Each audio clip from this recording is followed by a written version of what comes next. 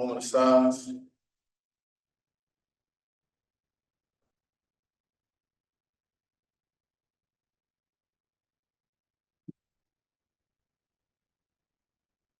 Stand for pledge of allegiance.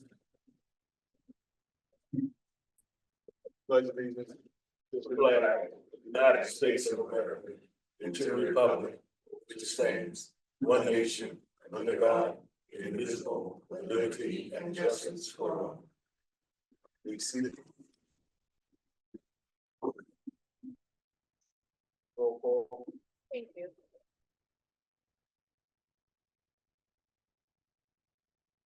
Thank you. I'll just speak loud for right now.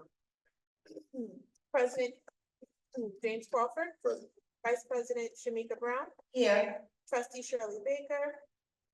Trustee Kathy Corbin. Here. Trustee Felice Holder. Trustee Gerard Morris. Present. Trustee Letitia Walker. That completes the roll call. Motion to adopt tonight's agenda. The first. Mr. President, Yes, sir. I move that we adopt tonight's agenda, exception of personnel resolution number, that we right.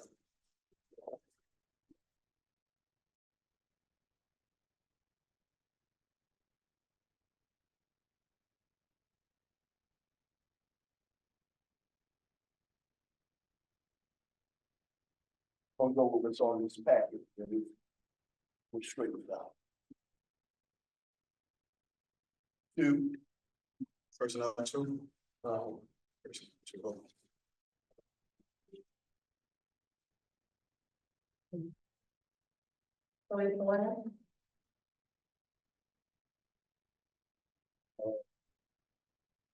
Personnel resolution number 3, letter L.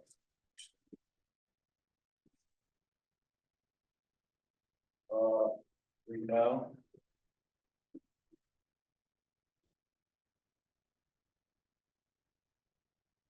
Also, personnel resolution number 12.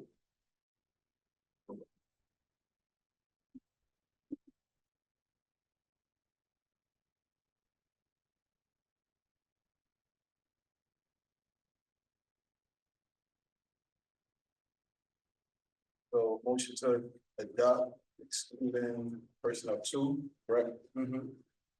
Personnel 3L. And personnel 12, correct?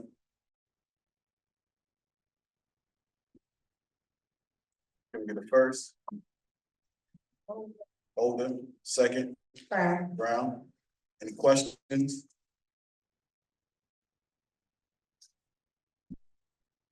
All those in favor? Opposed, abstaining? 5-0-0.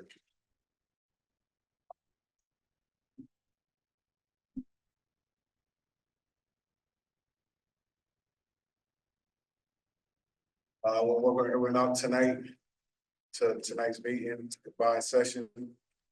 Thanks for coming out, braving the elements. The reading of the mission statement.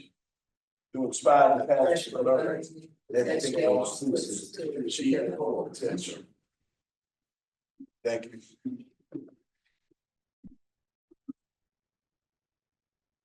Are there any presentations?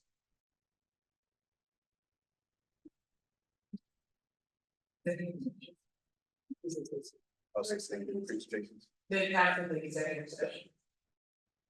Motion for executive session, Morris. Right, motion.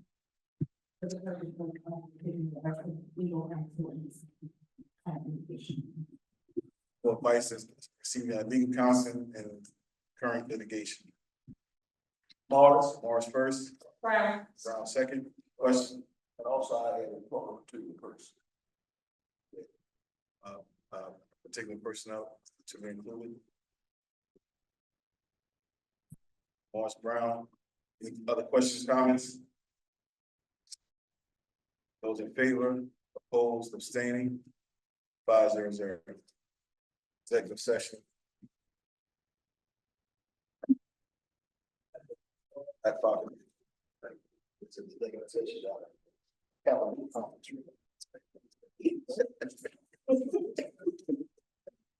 Definitely.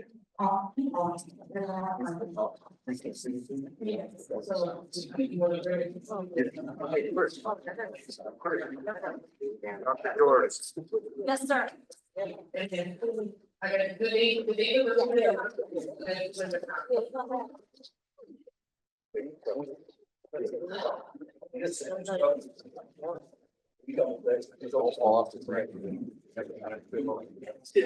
Look forward to sharing with you.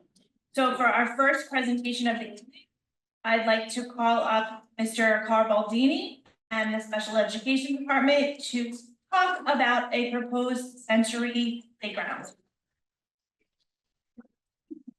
Good evening, everyone. Good evening, Board of Education, and all of our community. I appreciate everyone being here. They say timing is everything sometimes. And tonight, I just want to talk to you a little bit about something that's been a dream for many years for us to have.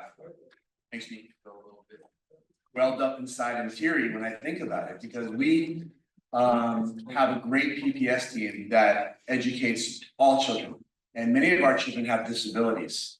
And we have become somewhat expert at educating some children with severe disabilities at the elementary level. Their children are wonderful, they're beautiful, but they have special needs and they require special attention. So for many years, we've wanted to see an outdoor area that can support them and help them with their neurological, sensory, emotional, and behavioral needs. Right now, I feel the time is really right. With the leadership we have on the board, leadership with the superintendent, the business office, and thankfully, financially, we're in good stead. So we have a great team of teachers that help to bring together proposals, and I want to give them a lot of credit because this is driven by the educators, what they see that they need for the children, and I just tried to help bring that together. So thank you for your attention, and I shared this presentation with you tonight. So first, our mission in Wyandanch, is to inspire the passion for learning and educating students. We say with disabilities to reach their full potential through outstanding communication, positive environment, compassion, excellence in teaching, and committed partnerships with families. This is about making the environment more positive for our children. Why a sensory playground? Students with special needs and all students need a safe place where they can have a calm, serene time in nature throughout their day. Students with disabilities often have more of a need because of their special circumstances. This playground, we believe, will help our students learn more effectively by giving an outdoor space that will help them to have fun and be engaged in a custom tailored way for their needs. The products that we're suggesting to use are designed specifically for children with special needs, again, with teachers' input. We believe that this experience that children will have will improve their learning. I'm sure their reading will improve and reduce the behavioral needs that we have for our kids at the most intensive levels. What did we look at as we try to build this playground? Safety and security is number one. Positive activities, positive for the sensory and stimuli, quiet spaces for children, balance, a fence for safety. And I just want you to know that the proposed location is in between the LFH and MLK schools in that area it's pretty close to the regular playground that we have across the path there. And the final thing I'd like you to think about is that we wish to have support and staff training by occupational therapists. They often work with children with special needs who have these particular sensory needs. Which brings me to the next slide. Who is this for? This is for children with special needs at the LFH school, the most intensive needs. They typically have autism spectrum disorder, developmental delays, emotional regulation needs where they need more soothing, sensory needs, and often the children have motor skills deficits. So they may not be able to climb and walk and move and manipulate objects like other children. Again, especially designed. So this is a computer generated kind of a walk around that will give you different angles of what we're proposing. Again, this equipment is specially designed for children with special needs like them, K through 2 and safe. You know, I actually called the company to make sure that they can't pinch their fingers in some of the items. And also designed to give them an experience like other children, but again, tailored. So first, sensory. Children with autism spectrum disorder often have a hard time regulating their sensory input. They may need stimulation at times, and then at times they need to calm themselves. And some of the items that we're looking at here, if I have a pointer here, I think, let's see. Oh, yeah. So this one, the children can spin on, right here. This one over here has climbing elements for them, climbing elements over here. Various elements here. Oh, this part here can be soothing or swinging. And I'm gonna move on to the next slide. As we walk around, this will actually turn a little bit. Okay, next, sound and music. You can see over here on the bottom left corner. This is like kind of drums and musical things, and this is also a play area where they can manipulate objects over here. Next, soothing areas. You can see over here the children can kind of just huddle in this little cocoon-like swing, which actually looks pretty good to me. I have days where I feel I'd like to be in a swing just like this. And also even over here in this tube, you can see the children could stay inside here. Balance beams, we have balance activity over here. And then the next one, we also have another balance activity over here. Movement, this one is the Mars rover over here. I really like this one. This is one we asked the company for specifically because it provides that rocking motion. The children can play together on it. And also it was a bit safer, in my opinion, than the one that they proposed at first. So this is custom tailored for us. The next is surfacing material. Again, it was selected specifically.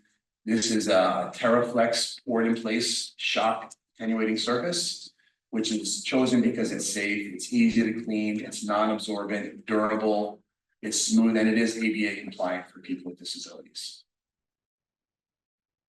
So now we have, how are we going to do this? So the estimated cost for the materials, including installation, is $285,000. It does not include the fence. That will be added later, but it's also part of the overall proposal. Funding we'll use is from the IDA grant funds. They're specifically tailored for students with disabilities. H2M has worked with the district, so this has been in progress for quite a while. We actually started last year working on this, many steps along the way. But they've come in, and fortunately here tonight, which is actually why I'm going first, we can comment if necessary. They've surveyed the area, they've recommended this particular area as being a good place to start. And also they've connected us with Compound Company, which is part of Omnia Partners. Why is that important? It's important because they're part of cooperative bidding and they qualify. And I've, thankfully working with Mr. Wilson on this, that is important to fulfill that obligation for the district. Also just of note, Compound has completed projects for the towns of Rockville Center, Southampton, Fisher's Island, UFSD, Village of Babylon, and others. And at Rockville Center, actually recently, they opened up another sensory park for children. So our next steps, we are going to continue to work with the business office and the superintendent's office to complete the proposal and the purchasing process. Really right now, we're just trying to get that last piece, which is proper fencing around that area, because children with autism need lots of supervision at this level. And in addition, we want to make sure it's a calm and safe area for everybody, including the staff. Construction, we're hoping to begin in the spring once the ground thaws out a bit and we have all the items that will be ordered, and anticipated to be completed in the summer before school starts. So first, I cannot walk away from this podium without expressing our gratitude to the Board of Education. You're all extremely supportive of special education and our students with special needs. Deeply appreciate that. Dr. Aronstein and Mr. Wilson, you have been amazing along the whole way, making sure that we keep this moving and according to procedure. Dr. White is the principal, and then the staff in the building levels, Ms. Smith Parnell, special ed lead teacher, Ms. Kelly Loracco and Lauren Aileen, who are the teachers in the 813 classes, and Ms. Cavalieri and Ms. Brown, who are here tonight from the special ed office. So everybody working together on this, and I'm sure that's the way it will continue. And that concludes the ideas, and then if I may, welcome questions from the Board of Education or from anyone. Yes, sir. Once again, where did you say this will be located at? In the area between LFH and MLK, you know where our regular playground is, right there, and then you have the path. There's that space in between the buildings. Right over there was identified as an area that would be a good one for this playground. Question. Another question. In that area, part of it was the old festival. Right? Will that be reconditioned? Sure, I understand your concern, Mr. Reed, and thankfully, we have the architect sitting right here to my left, which is perfect timing. So do you want to speak to that, Rick? That was all looked at. I believe all the sanitary systems were removed in the sewer project. So there'll be no issues with regards to putting the foundation for the playground. Question, how were they removed? Were rings removed or was they crushed and just put in place? Filled in? Our understanding is the whole rings were removed. And then they filled them back in, during the construction of the sewer project. Compression tests, but I'm worried about sinkholes now. Was this compression test is done in that area? We did borings in that area and we were looking at putting in a temporary portable classroom over there. So we do have compaction there, so it should be good. I'm sorry. I believe the way that has a drainage system, the way it's supported that allows it to see through. Yes, and that was addressed specifically by Megan, who came out, that it was a good area, but some minor amendment for drainage. I do remember that. Any other questions? Okay. Thank you, everyone. Really appreciate your time.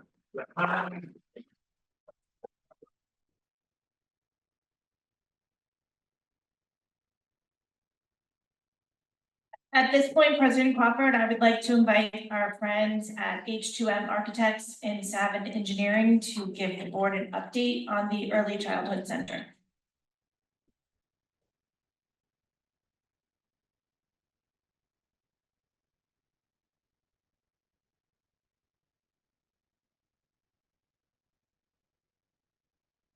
Good evening. Usually you see Megan up here.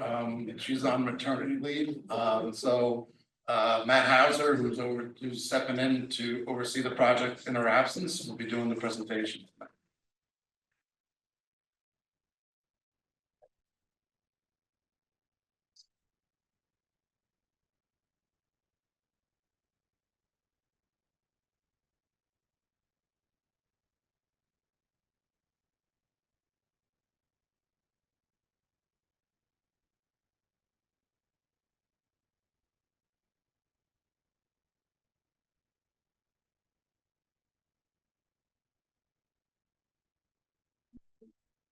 Good evening, everyone. So I'm excited to share with you an update to the Early Childhood Center. So it might have been a little while since most of you have got an update on this project, so we'll start with just a brief refresher from the floor plan, and then we'll follow that up with a look at the original renderings, and then we'll take a look at the updated renderings. We'll finish with the proposed schedule, and then once we're through all of that, we'll take a look through the fly-through of the rendered building. So this is the floor plan of the Early Childhood Center. If we start on the upper right-hand corner of the building, that green space, there are 6 pre-K classrooms. To the left of that, there are 2 orange spaces. Those are 2 special education classrooms. And then to the left of that, there is a yellow area, which is the library. Below the yellow area, to the left of the orange special education classroom, there's a set of stairs as well as an elevator.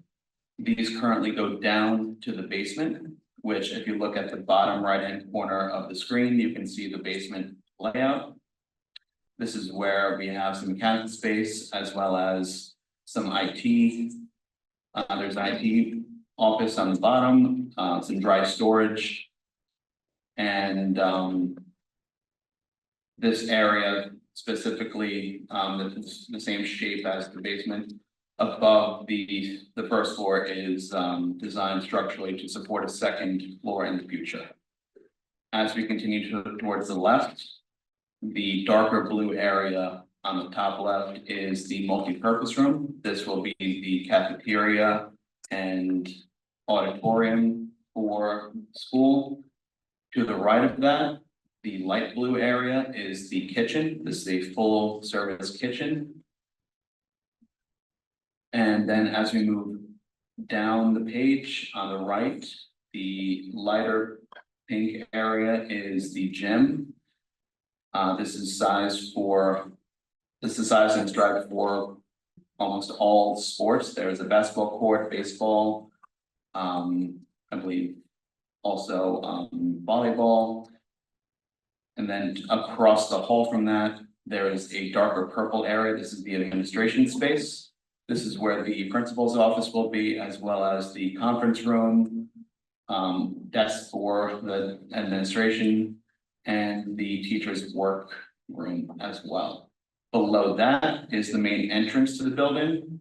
There is a secure corridor in between the main entrance and the exterior, where there's also a security office. And then directly below that, the red area is a health suite, which has a OT/PT area, as well as a psychologist's office. And then that remaining purple area that's in the space is the teacher's lounge. To the right of this are 2 more special education classrooms and 6 kindergarten classrooms. This is the original rendering that was shown to everybody when this project was first presented to the community. How long ago?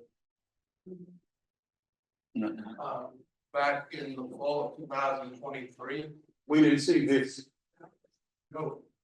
No, we only saw a front view that just had, it had to loop around where that blue car is. Because this building is pretty massive now, looking at this, which I'm happy about, but you know, if I would have saw this early on, I'd have kept my mouth shut about a lot of other stuff. Actually, I thought we did share that with everybody. I know we had the picture in the front looking. Basically the way we're looking now, but down in the lower elevations. As you go through. I'll continue on because the next slide shows where the project currently stands. This is the current status of the fully 3D rendered building. So you can see this first boxed out space on the bottom left. This is the multi-purpose room, which I said before is the auditorium as well as the cafeteria.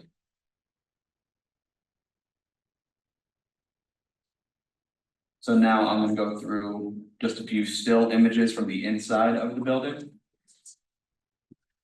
This is the main entrance lobby area. As you look through the doors, that is the secure corridor that I mentioned. And then to the right of that is the security office. The glass walls that you see that are directly in the center of the image, that is the teacher's workroom. On the left side of that room, the door that is on that same wall, that goes into the administration office. The door on the right goes outside towards the playground. And the door that's pretty much a little bit to the right center, that goes down the corridor towards the multipurpose room. There is a skylight on the top, in the ceiling, the circle, that's a skylight. There's 4 skylights within that circle. This is an image taken from inside the administration space.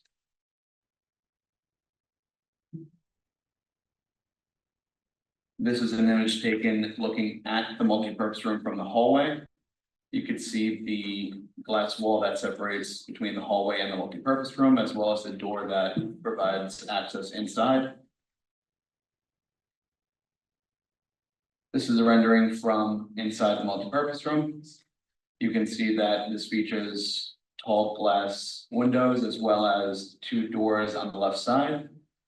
There are many tables obviously that can be used as the purpose for the cafeteria. There's a storage room on the right, which is intended to be able to store all of these tables when it's being used for, I guess, the auditorium or any other use that you need to take those tables out for.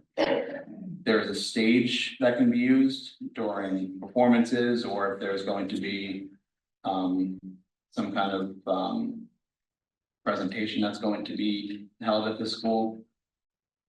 We have floating sound attenuating clouds that they have different shapes. There's a circle, a hexagon, triangle. There are lights that are also hanging down from the ceiling.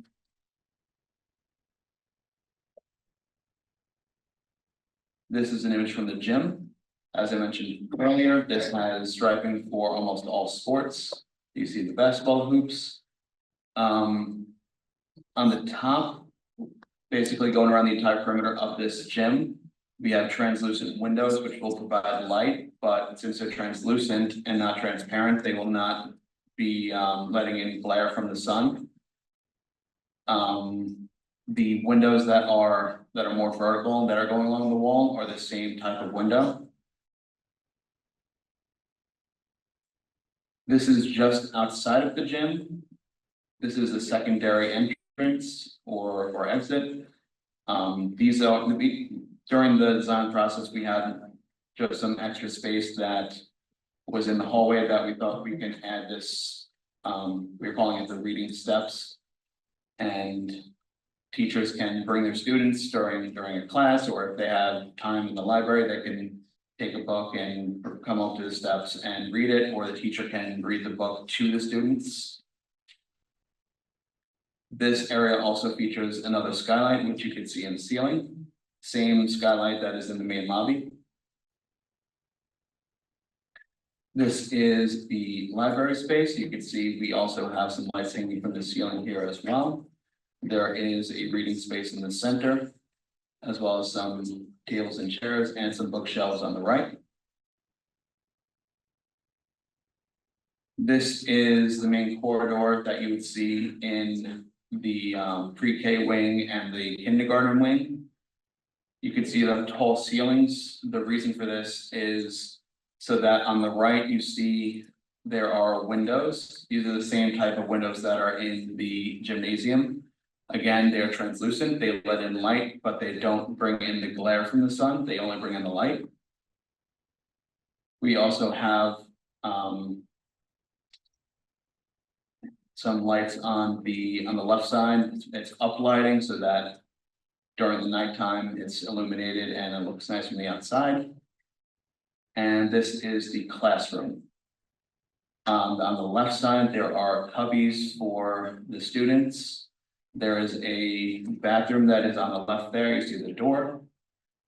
And there's a teacher's desk, and there are also some shelves for some books on the window wall. So lastly, I will go through the schedule. Currently, as of January 2025, the Early Childhood Center has been submitted to SED for review, as well as the life safety project at MLK and LFH. Those have also been submitted to SED for review. We are anticipating that in March or April of this year, both projects will go out for bid. And we are also anticipating that come August of 2026, the life safety scope work at MLK and LFH will be substantially completed. Come March and April of 2027, the Early Childhood Center should be substantially complete. And we are anticipating that in the months between May and August of 2027, we will be completing the finishing touches on the Early Childhood Center before its opening, such as performing the third-party commissioning, the various punch lists that we may have going through the building, installation of the playground, and of miscellaneous loose furniture and equipment, as well as installation of landscaping around the building.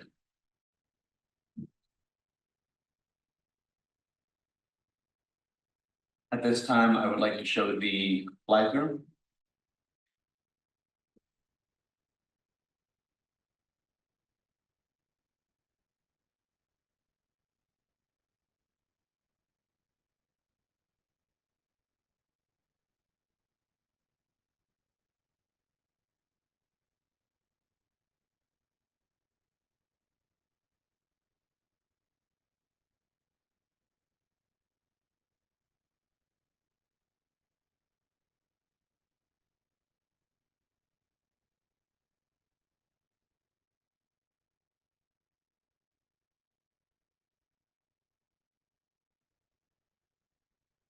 So this is the main entrance of the building that we're going through currently.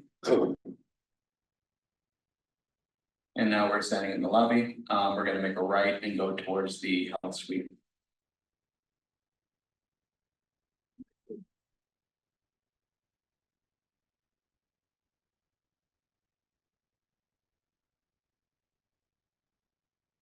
This hallway also features the clerestory window that I mentioned earlier that brings in the light but not the glare.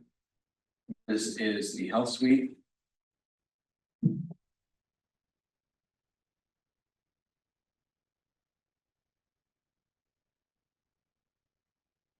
There are 2 bays for 6 children here. Some cabinetry and millwork, as well as a bathroom that is behind that on the through the wall. And we're going back out into the hallway here. Back towards the main entrance and lobby. Again, there is the skylight as well as teacher's workroom.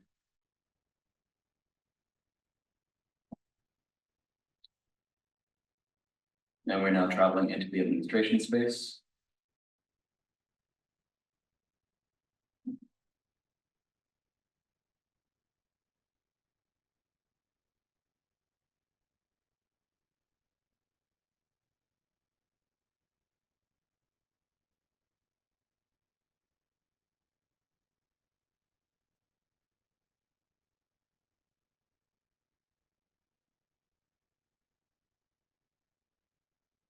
The room we're going to now is the conference room.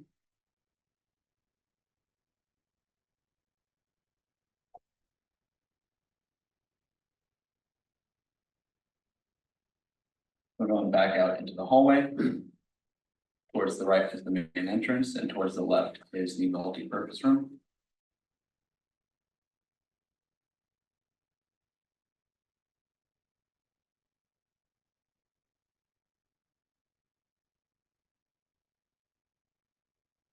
And now you're in the multi-purpose room. There's the stage.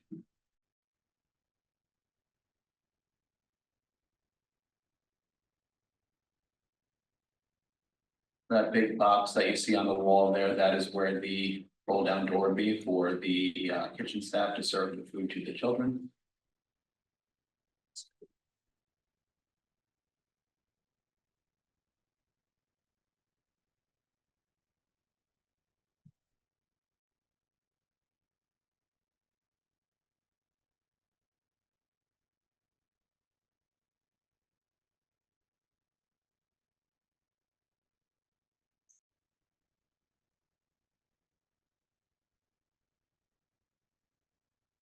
And now we'll be traveling towards the gym.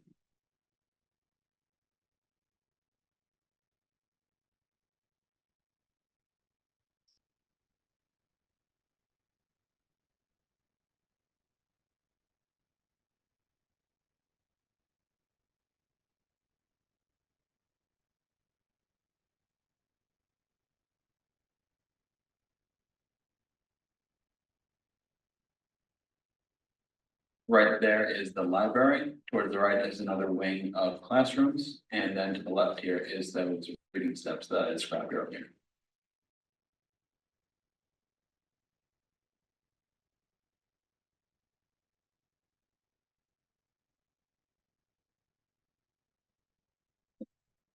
Library.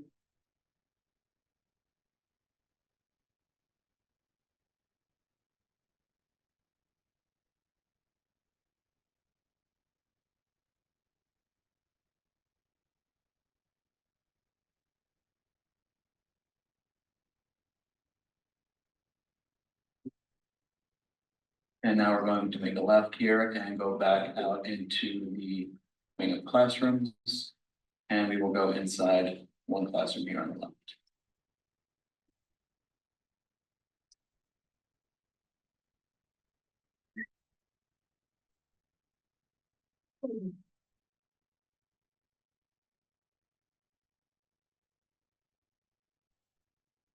Does anybody have any questions? Yes, sir. My question is about the current schedule. It was my understanding that this building was to be completed by August of 26. However, I see now saying between May through August of 27. What would be the reasoning for the new schedule? There were some design changes with regards to the building where the gymnasium became larger. Full service kitchen. There were some other aspects that changed as well, which caused that to be pushed out. We're going to be, what's really nice about this is that we're going to be done at enough time that we're not scrambling. Meaning that if we were completed substantially in August, we're now rushing to get the punch list done, the commissioning to make sure all the mechanical units are running properly. In this case, being done in May, March, April, May allows us 4 months of taking care of all that. And making sure that when the students come in September, everything's operating at what it's supposed to be. So if my memory serves me correctly, the last time that we had this discussion about the changes, and I'm not sure if any changes took place after such. However, we were given a deadline. And we said that it was told to us, or the board then, that if they didn't adhere to such deadline, that it would then extend the completion of the project. So that's why I'm confused about, because we made that decision that night. I want to say it was last April or May, when the decision was made to extend or make the cafeteria and or the multi-purpose room in the gymnasium bigger at the size that was presented tonight, and that would still have kept us on schedule. So that in fact actually postponed or prolonged the project. Yes, that extended it out, correct. Okay. I have no further questions at this time. I have a question. Where is this located? Where is this going to be? It's located adjacent to the administration building, just to the south over where the parking lot is. Now, are they going to have, my question is, are they going to have computer systems set up in the building as well? Yes, Going to the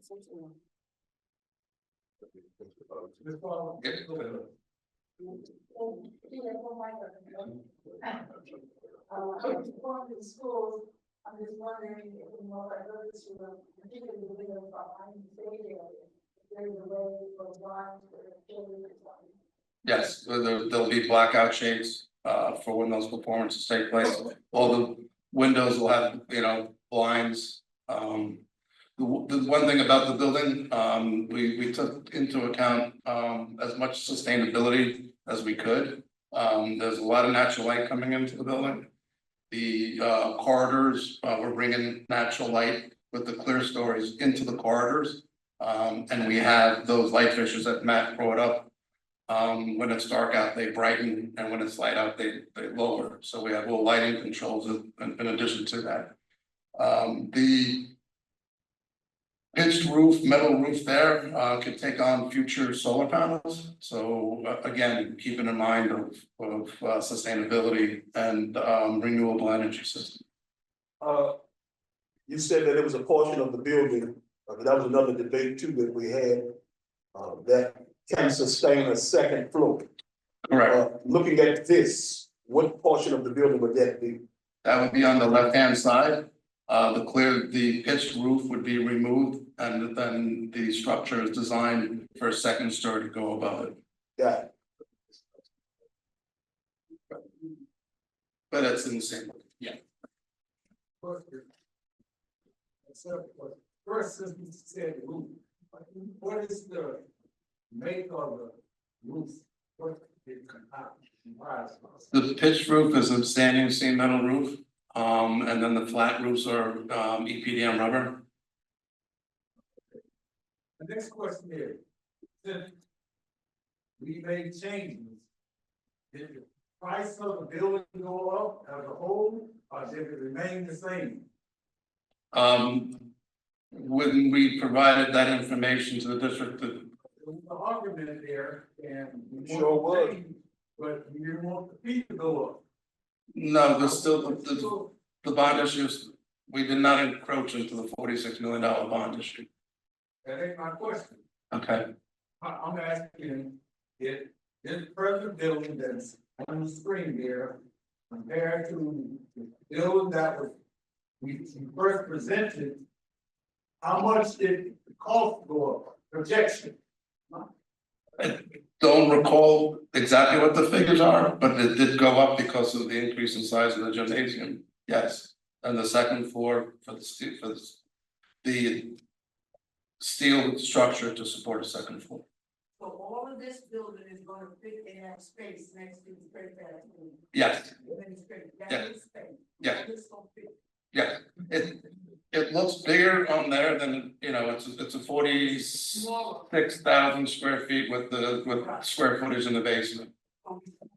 It's one story, so it's.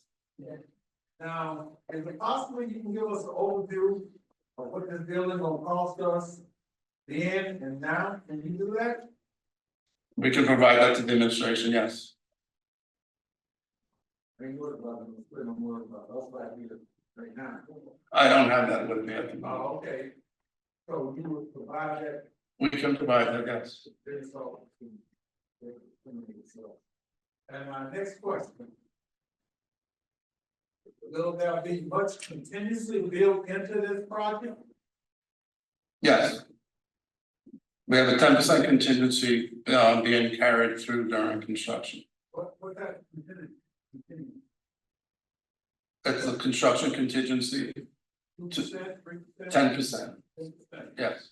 Okay, and my next question, will we put in place that, if they don't meet schedule, that it's a penalty? We'll be working with Savin Construction to identify and legal counsel to identify what we can put in to the documents. Only reason I'm saying that is because as we add these projects, we always come up with change orders, put us way behind schedule. Yeah, I mean, and that does happen. I mean, in the past, between COVID and everything else, there's a lot of material shortages. But we're seeing construction getting back on schedule now and long lead items being shrunk. There was a question that I asked at some point over the last 2 years about union workers providing the work. And I'm gonna re-ask that question. Will all persons working be union employees and receive prevailing wages? Yes, they require prevailing wage. Okay. Secondly, and this would be a recommendation to the board, because I recommended it then, I'm gonna say it again now, especially with new board members.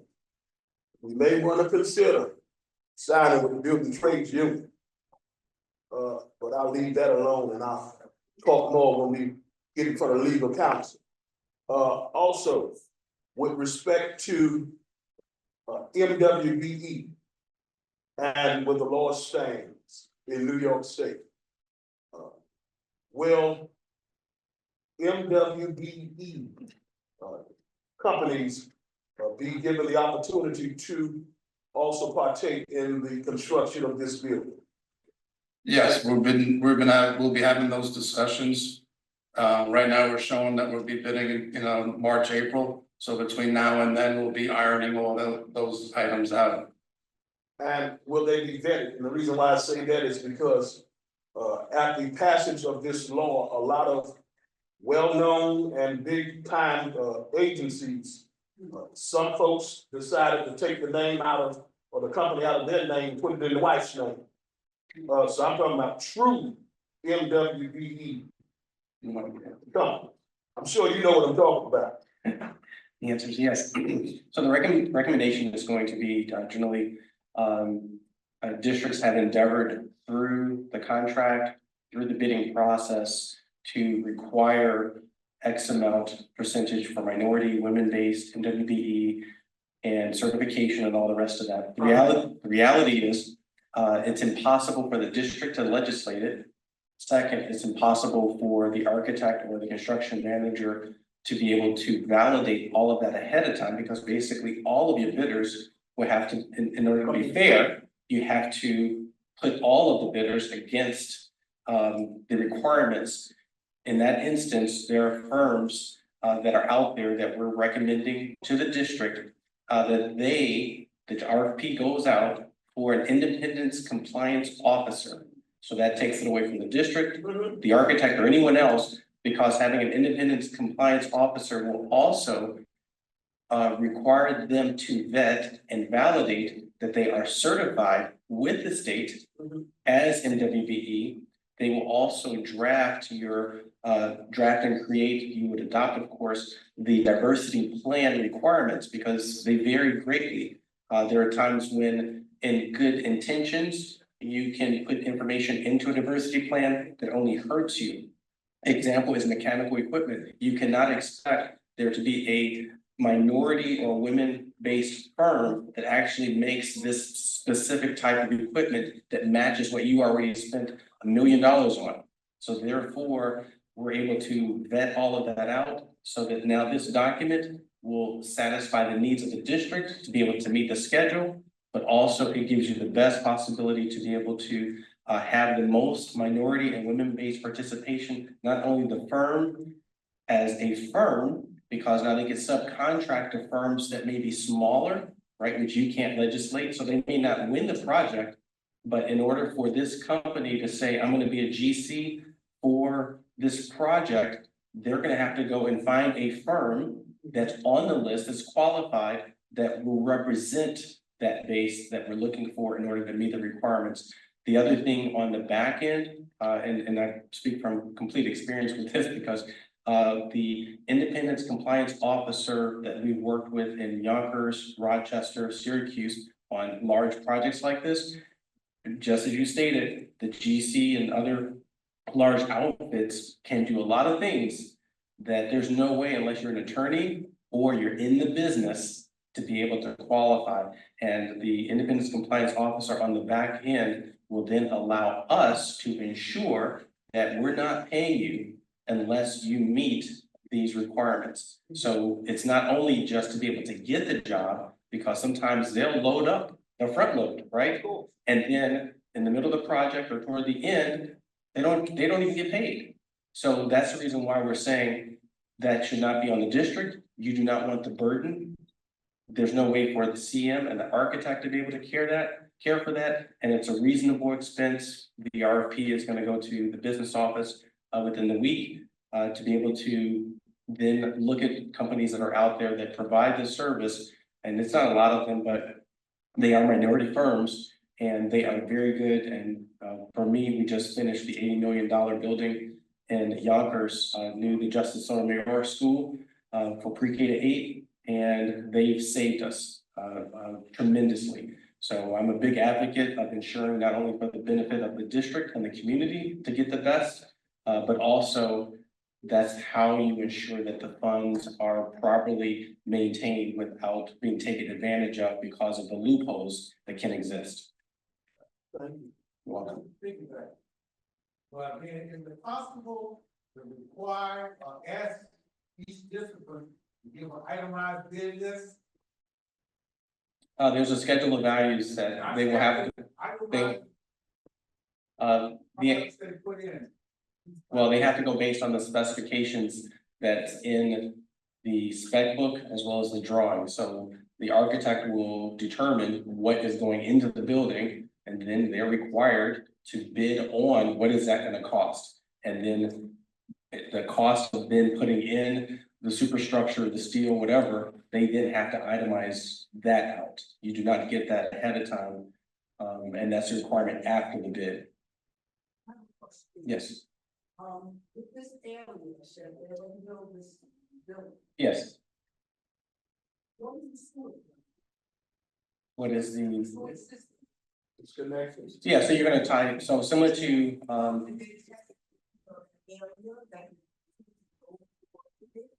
yeah, so you're on the county now, so fortunately, Wyandanch was able to move, in this case, Wyandanch, the school district was able to move from the septic system. And you received approval, and it was a $1.4 million project, $1.4 million project to actually now tie you into the county system. So you're going out onto straight path now, so you're not.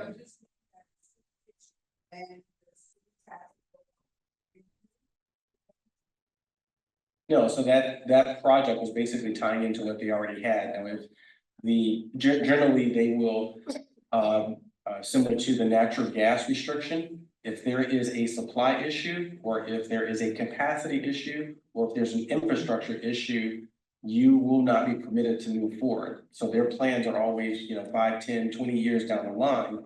So therefore, for them to bring on the school district, they then had to take accountability and responsibility that they would have the capacity to do that. And that's the reason why homeowners or builders will have to go through that same process before they're able to, get their permits, or they have to come up with another provision. Yeah, so this was, the overall bond was a net zero impact.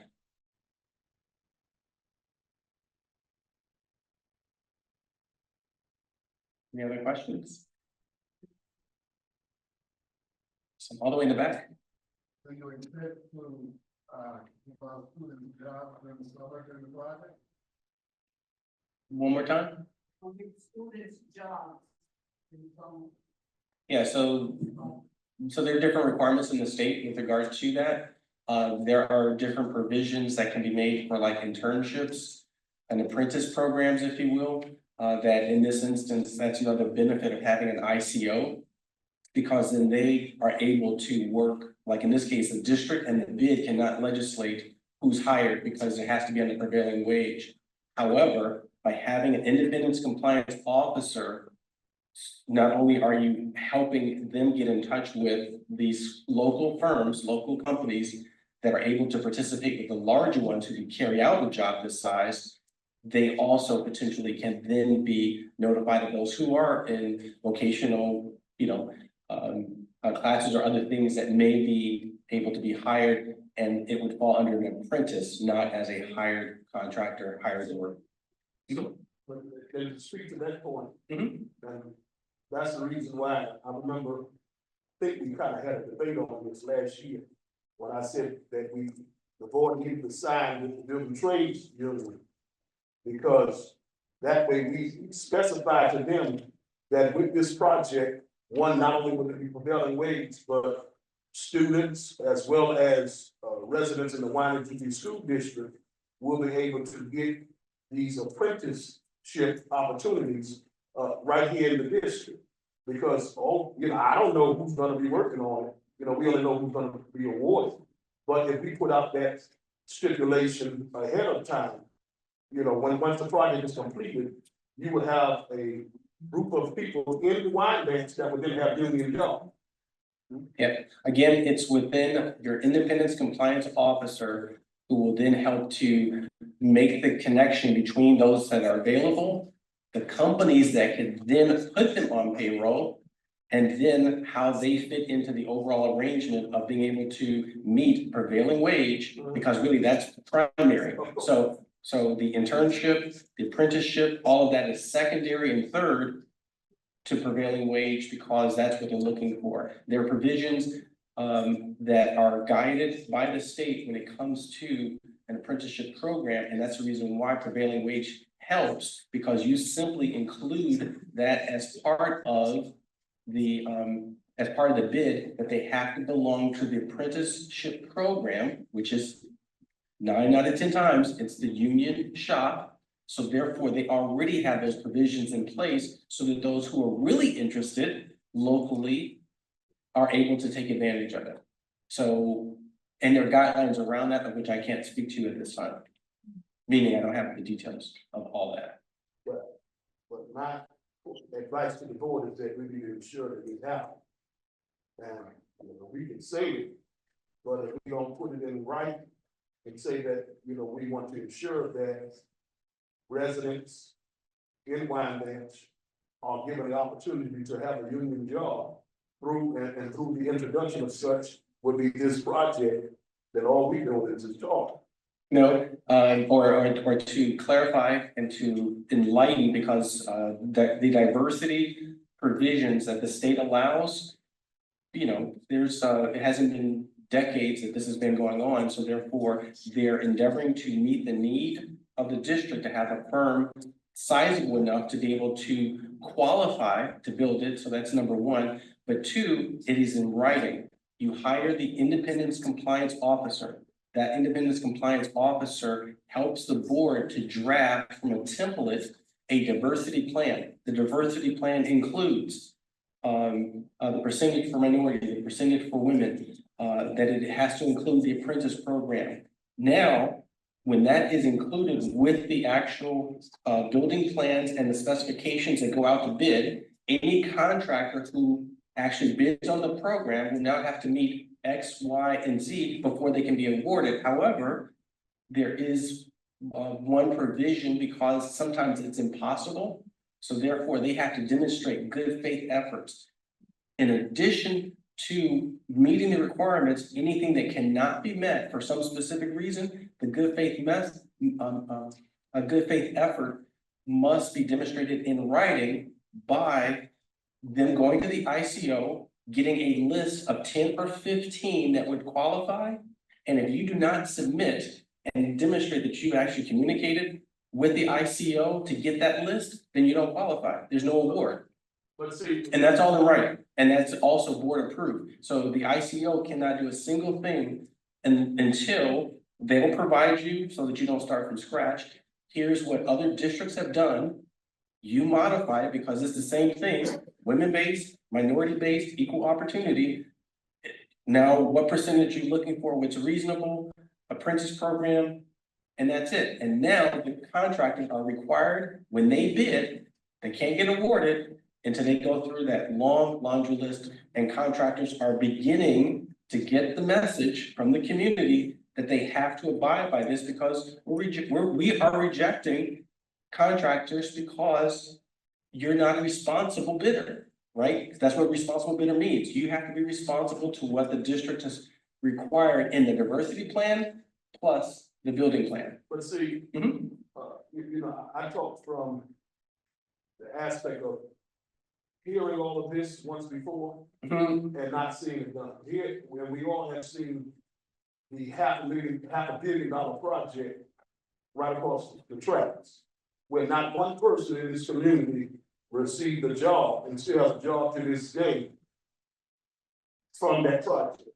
And that's the reason why I'm adamant about us taking a stance now, is the fact that, the stipulations that were given for that project came from Suffolk County Police Department. If you don't know, now you know. But we as a board have to make it clear, because the town of Avalon didn't do it when they filtered in $500 million through the state for right across the track. And we talk about a school building and say, hey, we want the majority of the people, or not a percentage of the people working on this project, whether it be electrical workers, steel workers, or whatever, to be Wyandanch resident. That's all. And that's the reason why we have an independence compliance officer, independent, emphasizing it has nothing to do with any individual. 2, they're licensed to do this. They have the list. 3, nothing goes past the board because the board has to approve the diversity plan. Second, once bidders bid on the job and they submit their documentation, only you can award. So technically, it's in your hands. Oh, sure will. But all Any right. other questions?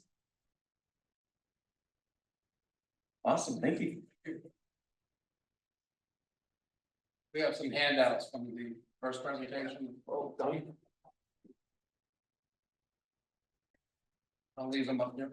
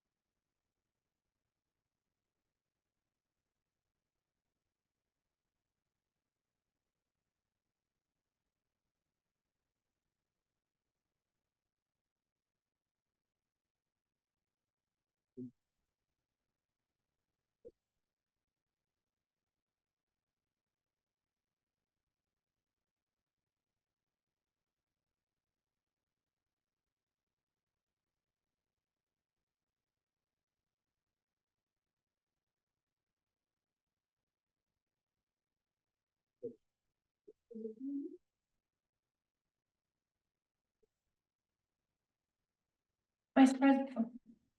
I could be the president for Upper Stone, should I just continue?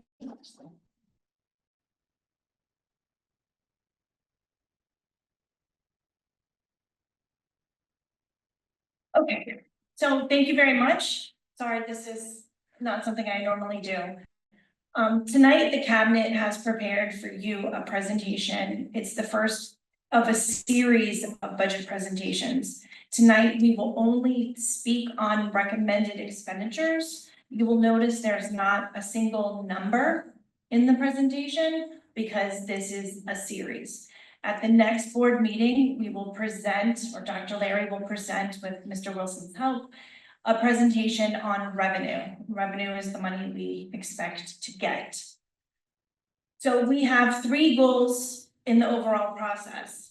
Develop a budget, most importantly, that's going to enhance student achievement, because if it's not enhancing student achievement, it doesn't really matter. We want to minimize, we hear you over there, we want to minimize the local tax levy. We don't want to have you go into your pocket any more than you need to. And we also want to develop a budget that allows us to attract and maintain families from leaving and going to the charter school.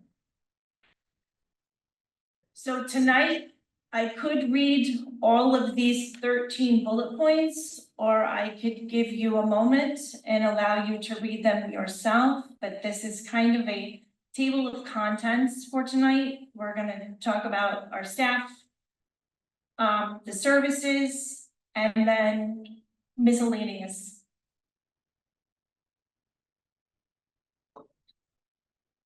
So when we speak about service certified salaries, we're talking about the people who provide and support instruction in the classroom. That's the administrators, the teachers, and the teaching assistants. Within the teacher line falls all of those who are in the teachers union. So our wonderful social workers are included in that, as well as our school counselors. Contractual increases are mandated. So every year, staff salaries go up because it's in their contract. And as our enrollment shifts and programs changes, so sometimes will staff changes, as well as CSE mandates and the outcome of ENL testing. Our non-certified staff is a greater wide path of monitors, teacher aides, our clerical staff, our security staff. You may notice that the kitchen staff is not up there. It's because kitchen staff is a separate funding source and they kind of get their own funding. These costs are driven again by student enrollment, and salaries are once again determined by contractual agreements. All of our staff receive benefits ranging from health insurance to vision to dental, as well as Medicare, Social Security, pensions, and workers' comp. These are determined, the cost, whether rates go up or down, or the percentages change. The charter school is also an extensive expenditure. Not only are we paying the charter school tuition, we're also busing them. We pay for their school nurse. We pay for all special education needs at the charter school. And again, that is driven by enrollment in the various agencies. The greater the IEP needs, the greater the cost will be for us there. Capital projects, like the two that have just been presented tonight. The high school's getting a new roof. Yay, Sibley's. As well as a new cosmetology classroom. There are several life safety projects, electrical upgrades. We're giving the high school a facelift. It is. We are also expanding the MLO kitchen. It's very small for the amount of students they service. The upgrade of recess space, separate and aside from the beautiful presentation from the special education department. Putting in a science lab at the MLK, updating the earth science labs here and at the middle school, and redoing the family and consumer science, AKA home ec, at the middle school. All of these things should be accomplished without going back to the taxpayers and asking for more money. We also need to budget for BOCE services. This includes transportation, vocational programs, and shared services. Any professional development that we bring in, we try to utilize BOCES because we do get BOCES aid on it, as well as some of the direct to student support services we use. Contractual expenses are the fun things like legal and insurance that we need to pay, we need to maintain. If we don't have legal assistance and we don't have liability insurance, we can't operate that. Those costs and increases are driven by what people charge us. Supplies and materials, textbooks, consumables, where did Ms. Paschal go? Teacher supplies.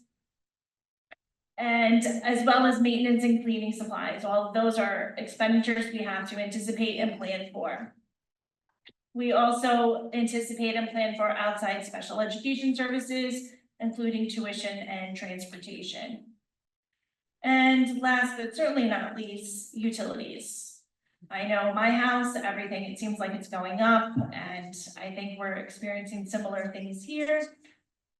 And we do have the new mandates with the 88 degrees. And so you'll see part of the work project that the engineer spoke about was the HVAC installation that will be happening this summer.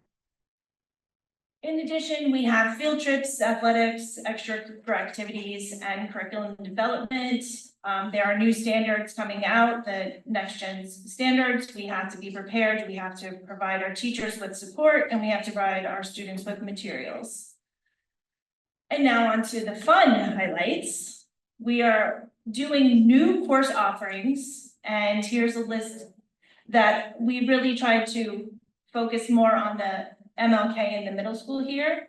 We are bringing band and chorus to the middle school, expanding the access to Spanish language programs at the middle school. And as Dr. Larry, sorry, pardon my throat, spoke about a few weeks ago, the gifted and talented program, grades 3 and 5. We are also instituting the new Earth and Space Science curriculum as an 8th grade course at the middle school. And not to leave the high school out, but we have a lot of new offerings coming for the high school, including an expansion of our CTE program, adding an additional semester of studio art, and introducing some AP classes. At this time, I'd like to pause my presentation and invite Assistant Principal Kane up to share a little more information about the CTE programs, because I think it's something that not only the board, but the entire community would be interested in hearing more about.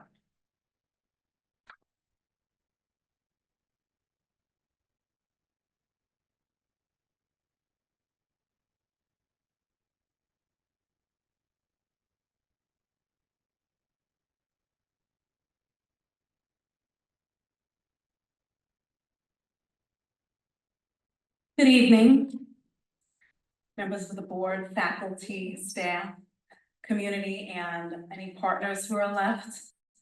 I'm Devin Kane, Assistant Principal at the high school, and it's my pleasure to share with you the exciting progress and benefits of our high school career and technical education program, CTE, specifically the barbering program, the computer repair and network cabling, HTI, Home Technology Integration Program, and we're looking forward to adding cosmetology for next year.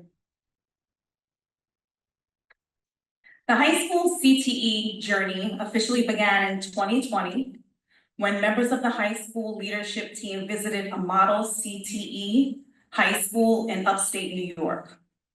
Our vision to develop a CTE program was based on an analysis of school survey data, in which students indicated that they did not see a connection between school and the real world.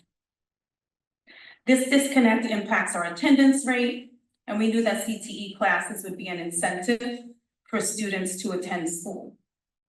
I've served as the high school CTE coordinator for the past 3 years, working with our CTE committee to get these programs approved by New York State.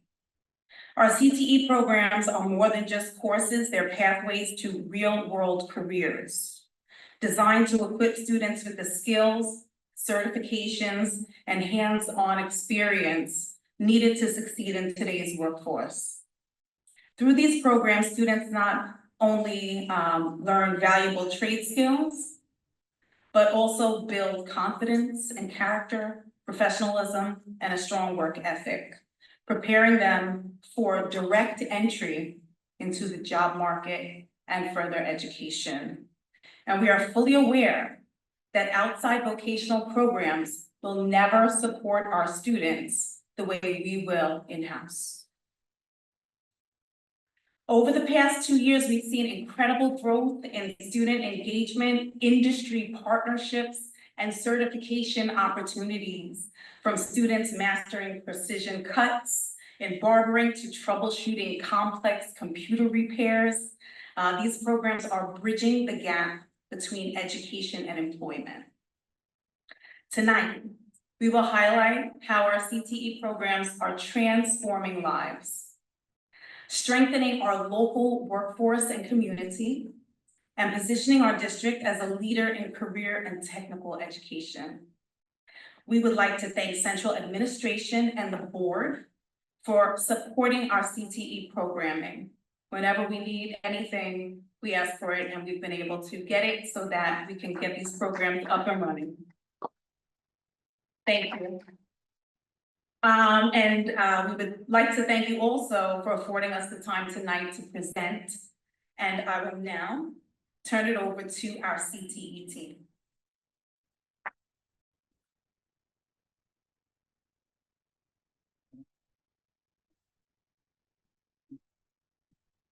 How's everybody doing? Well, my name is Kyle Harnick. I am the new CTE barbering teacher. Well, not new, year 2 now.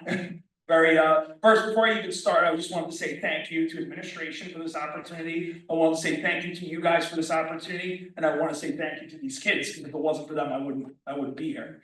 This was a dream job of mine since I even started cutting hair. I'm really blessed and just grateful to be here. So thank you.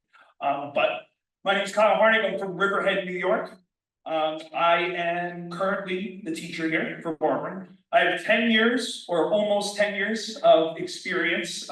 In September, I'll be 10 years in cutting hair. I am the owner of DK's Barbershop. I actually have it on my hat right here. So I'm the owner of DK's over around Kakuma. I've been open since 2020. And we're thriving still, and I'm blessed to have a great business. I'm also the founder of the Long Island Barber Battle. This was a barber competition for barbers to showcase their skills, and it also gives a little bit of a competitive edge.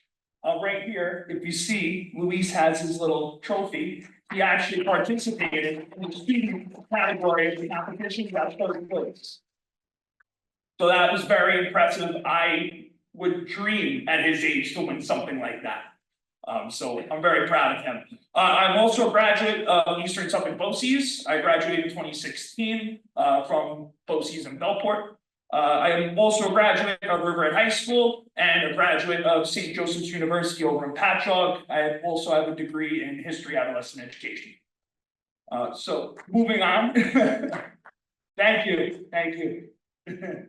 All right, so course description, students will learn the basic skills of the barbering field as well as the business aspects of the industry. I am not just teaching these kids to cut hair.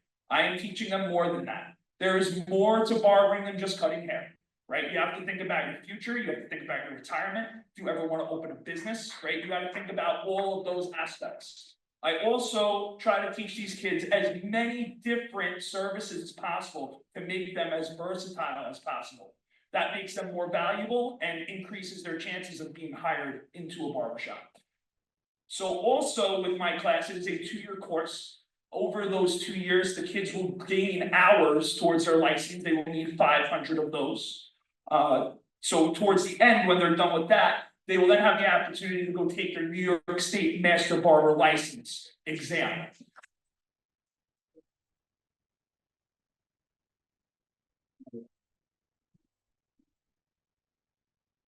There we go. Here we go. Okay. Good evening, everybody. My name is Steven Escalante. I'm one of the students in the barbering class. And again, thank you everybody for giving me this opportunity to be one of the students in this class. And like my teacher, Mr. H, just said, he did teach us many services, and I'm here to explain to you all the services that we learned in this class. One of the services that we learned was braiding, 3-strand braids and cornrows. We also learned sectioning, perms, multiple hair cutting techniques, shampoo services, facial massage, straight razor shave, and also customer service skills, because how are we supposed to do all these services and not learn how to communicate with our customers?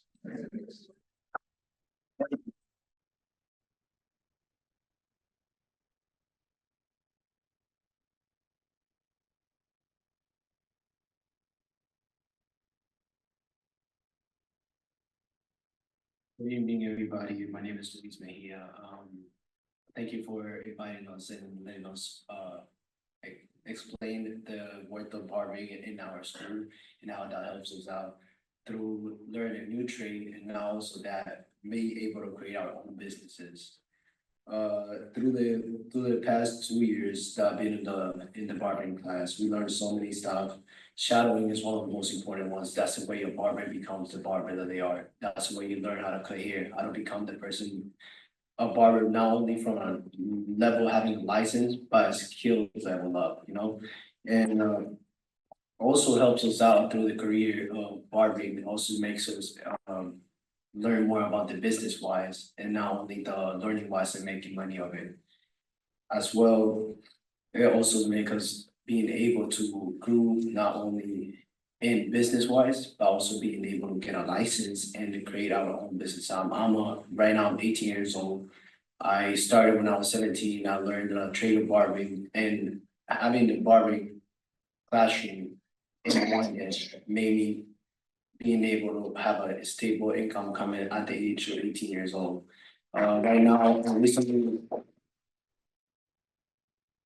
recently made a big step to an adult life, how we call it. I recently purchased a car for a dealership. Being able to do the barbering class, I was able to get into a barber shop. I was working a surgery for a bit, like for 8 months. That's when I got my skills leveled up. And then I recently moved a month ago to a new barber shop in West Side named Barber Cuts. Thanks God bless us with the experience, not only from the shop, but also what we learned in school. And I feel like this was one of the best things that the district could add to our schools, you know. It also motivates not only to come to school, but to learn multiple trades that are gonna make you, not only if you don't have the chance to go to college, or you don't feel like you'll be able to go to college, this prepare you to hit life, but not hit it straight up. You know, you hit it in a way that you already have a stable income coming into your pockets.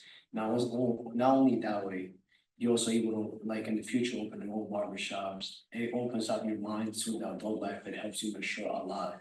When I joined the barbering class, I was not even thinking what I was gonna do about it. I'll say, oh, I'm gonna just join it for fun. it become a passion, and I'm passionate towards it. And when I was 7 months into barbering, Mr. H texted me, he's like, "Oh, I'm the hosting of the competition." He was like, "I'm gonna invite you to it. You wanna come and compete?" I was like, "Yeah, of course." I was nervous. I was like thinking all the stuff. I was like, "I'm not even gonna place of it." I just went, focused on it, and thanks God I was able to take third place in Long Island Power Bottle. And we won from there. It's opened many paths in life that multiple kids didn't have the opportunity in the past to have it. And I'm very grateful to be the first generation of Wyandanch to having a barbering class program and joining it and knowing what a trade is and how it does money. Thanks to all y'all for letting us hit it and like learn a new trade and opening a barbering class, and not just here to open a cosmetology class next year, which gets me very excited because this is an amazing growth to our school and our community. And Wyandanch is gonna get better and better, and I know it's gonna go.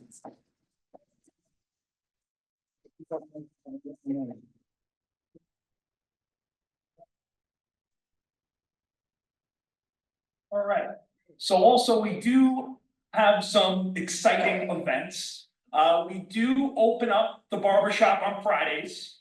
So any students, anyone from the community, any teachers are allowed to come in and get their haircuts every Friday. So I have them for a double period, so they get a nice little double period of doing some haircuts. They love it, they have fun. And I'm just blessed to have these kids. I really am. I was tearing up before. I'm sorry. This is amazing. Thank you. So also we do have St. Baldrick's. I don't know if anyone here has ever heard of St. Baldrick's. St. Baldrick's is a foundation to raise money for children with cancer. And people raise money to shave their head, and that money goes towards children's hospitals and children that are very sick. So for example, if I wanted to shave my head and I say I have to raise $500 and I will shave my head. If I raise $500, then whoever wants to shave my head, I will shave my head bald. So it's a fun event. Very fun.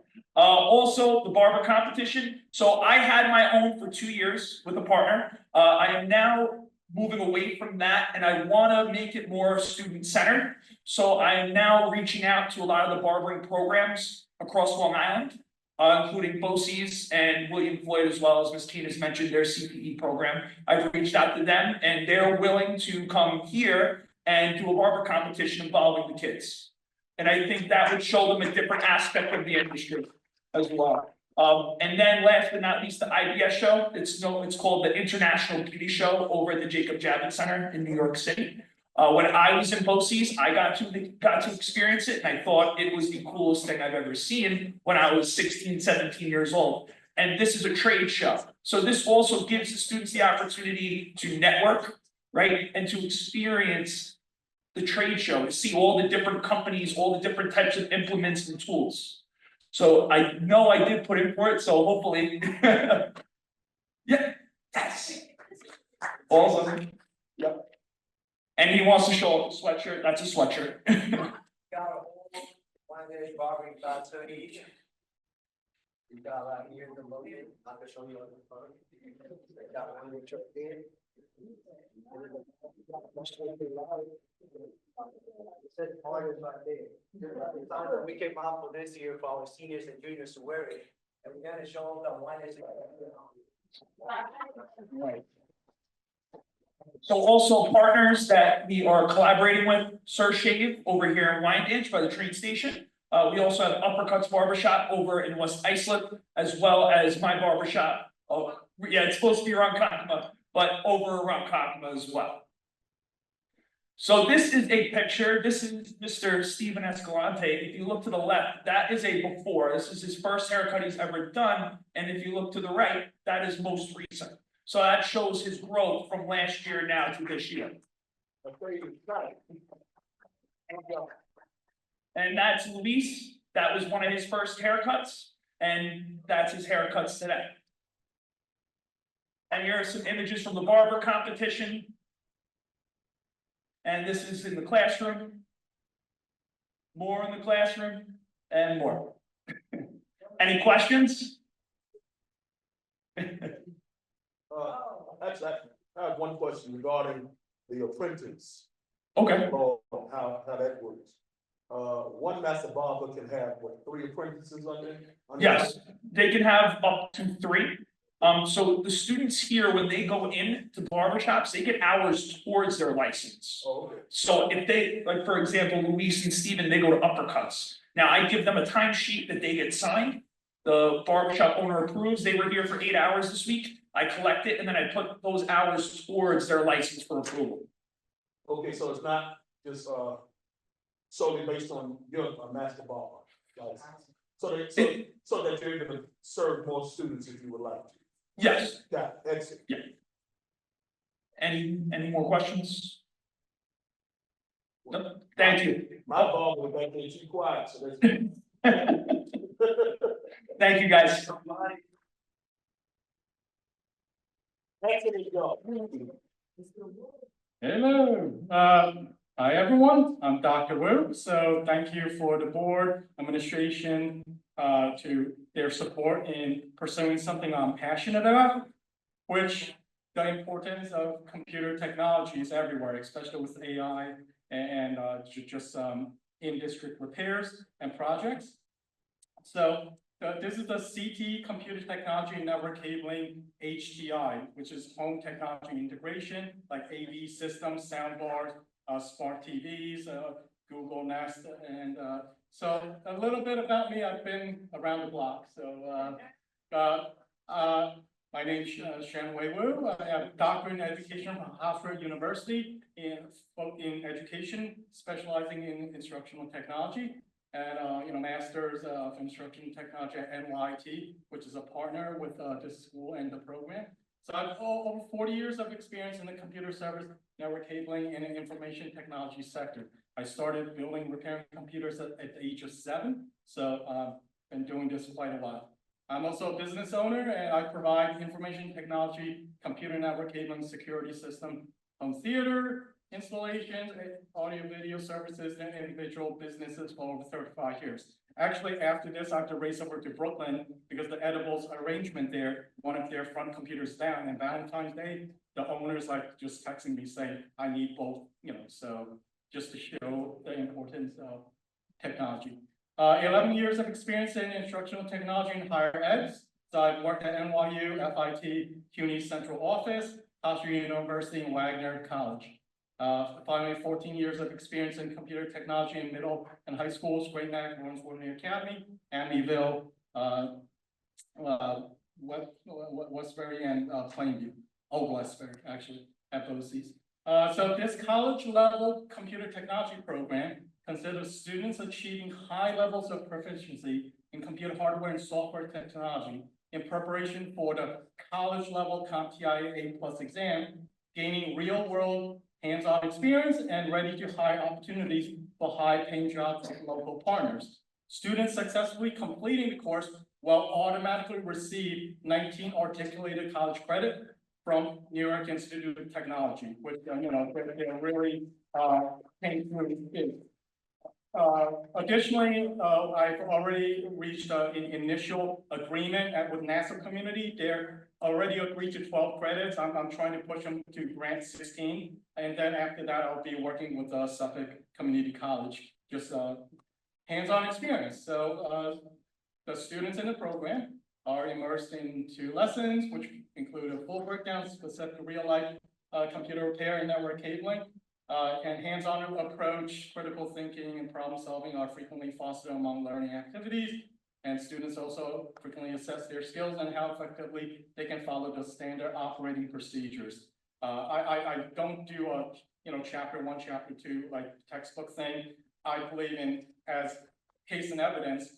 I'm always pulled everywhere throughout Long Island, and I always share the challenges and the solutions. And so it's a very real learning environment. So I think next, yes. So I'll introduce my faculty students. Marisha Murray and Abigail Video, and take it from here.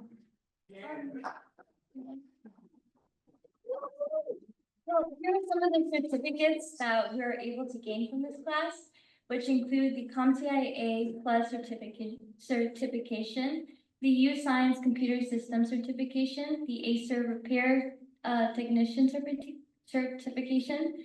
We're also able to gain experience from repairing desktops, laptops, cell phones, smart devices, gaming systems, and install network cabling for home alarm systems, audio systems, home theater systems, security camera systems, which can lead us to having an average salary between $56,000 to $95,000. I really love about this class is that it doesn't only apply to technology and computers, and there's a lot of skills from the class that we're able to apply into our own careers. A lot of the students in our class, they don't particularly want to go into the technology or engineering fields, but from this class, we're still able to learn a lot that we're able to apply to our careers and in the long term. Hello everyone, my name is Wyandanch. And in this class, Dr. Wu has partnered with Computer Business Center in Wyandanch, CPR cell phone repair in Amityville, and Secure Tech Systems in Garden City. Requirements on students. So in our class, attendance is key. All students are expected to attend classes regularly and on time. Students that are absent from class are expected to make up what they missed with the teacher and get caught up on their assignments. All students will be expected to arrive to class and submit their work on time. Responsible learners show respect to themselves, fellow classmates, and Dr. Wu. Dr. Wu's class rules are: all students are expected to display ethical behavior, as ethics and integrity are important values. To Dr. Wu, ethics is one of his most important things. And for me, I want to be an engineer. One thing is that Dr. Wu takes care to learn about his students and assigns them projects based on what his students want to do. That is very important to us.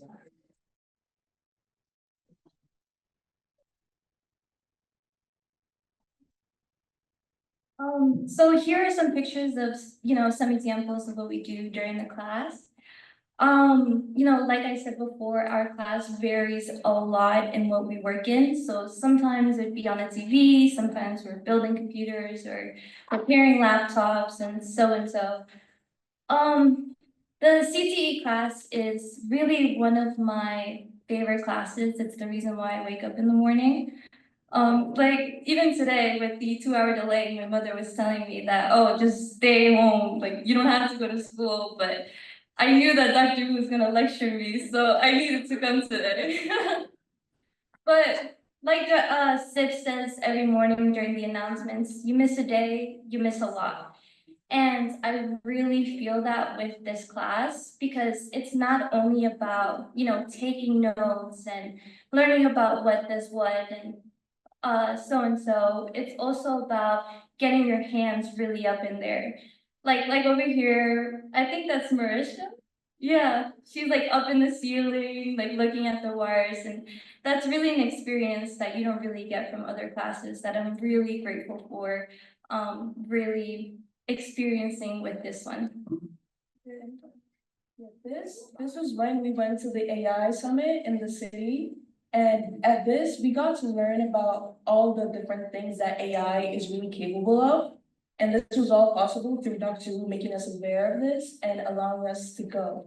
Another thing I wanted to add to what Abigail said is that Dr. Wu isn't only preparing us by teaching us about technology, he's also teaching us about people skills and how having those skills can really push you further in your career.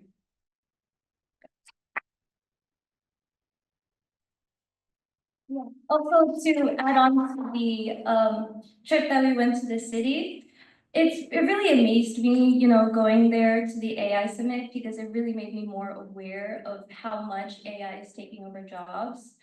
Like while I was there, they were telling me about like lawyers taking over, like AI just taking over lawyers and so, and it's like jobs that you would never expect. And I think that through this experience, I've also been able to really network with a lot of great people. And it really was a great experience. And also in these pictures, we were able to do some wiring up in Mr. Milch's room, which, you know, I never thought I was gonna do. But I'm really grateful that I'm able to do that with Dr. Ruth. Yeah, so as I mentioned early on, all these industry projects, like the new childhood learning center, there's already like Dr. Jordan really was a big brought up opportunity about the certified ACER repair technician. So that's going to be, I think, went through the board. So that's very around the corner. They will actually have that certification. And then this district uses 3 types of Acer kind of laptops and computers. So they'll be working and getting payment and during the summer. That they're also involved in various projects and activities. Additionally, I have very strong industry partners. Both Abigail and Marisha, they should start working at CPR, cell phone repair in Amityville in about 2 weeks on the weekends. So it's just like money making opportunity. Like, very happy and excited. Are there any questions? Yes.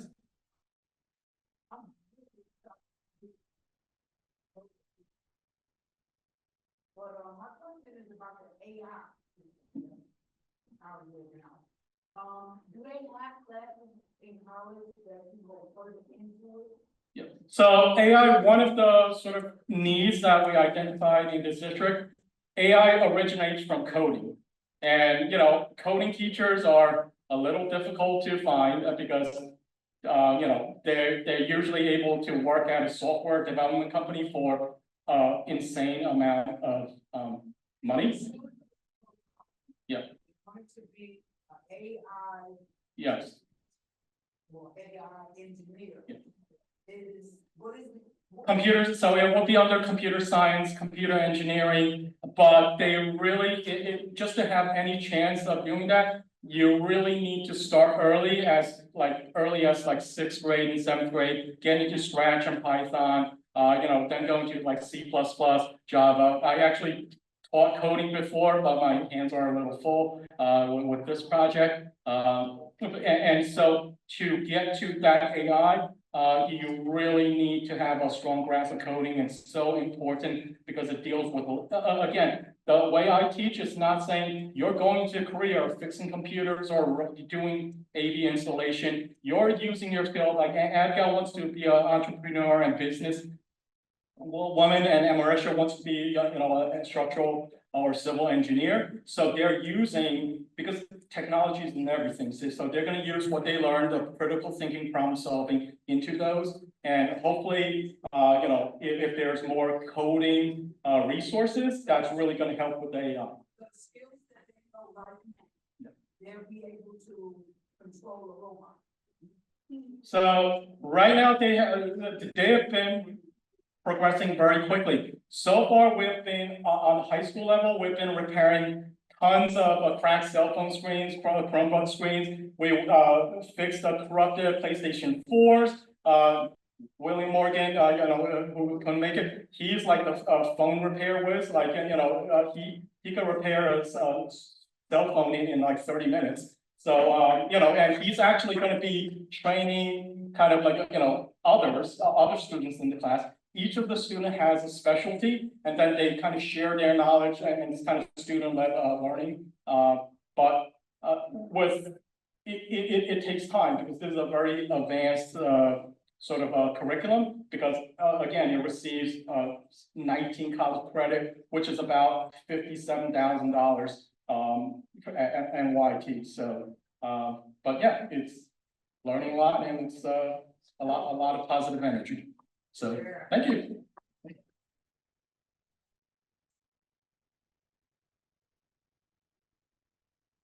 Thank you once again so much for the opportunity to have this program and to present tonight all of the progress that we're making. Thank you all.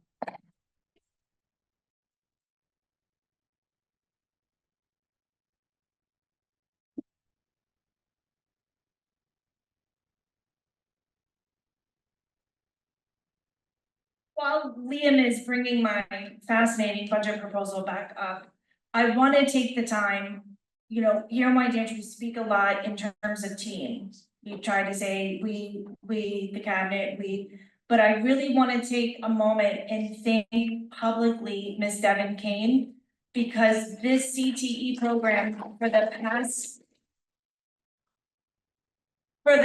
3 years, this has been a labor of love for her. And she talks CTE, she sleeps CTE, she eats CTE, she calls me and annoys me CTE.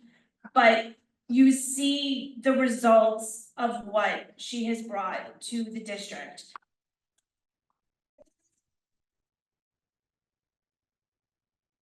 And I know it's been a long night, but it's important that we see the fruits of our budget labor. And we can talk about bringing programs. This is why it's important to infuse technology into the middle school. This is why it's important to continue to be able to attract the best and the brightest teachers to the district. And this is why we need to make sure that we think and continue to think outside the box when we talk about our expenditures. So thank you, Ms. Kane. Sibley's, I think that's you back there. You're in a shadow. Thank you for the support you provide to our students. And I wanted to point out to the young lady in the back over there, Dr. Spielman's class after school does receive a push-in that teaches them how to code Python. So our students are learning coding here. The board approved a contract. I cannot think, it's Dr. Stephen Lindo. I don't know why his firm completely escapes me. Springboard Incubators. They teach the students how to code. And I think tonight on your agenda, you do have the Jacob Javits Center trip. So let's hope that gets approved. And there you are, the computer repair CTE, cosmetology, all great things coming. And any questions? Thank you. And President Crawford, that concludes the superintendent's presentations for tonight. Thank you.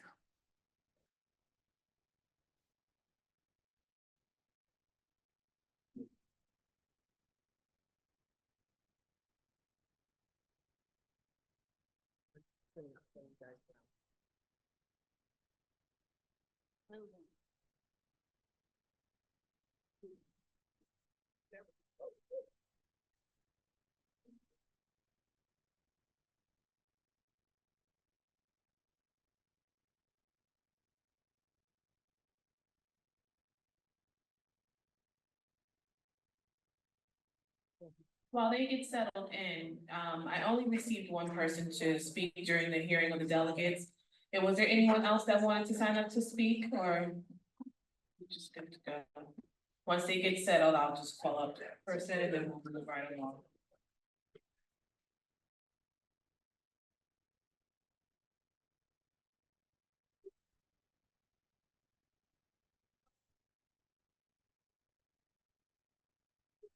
That's okay. I just wanted to use that.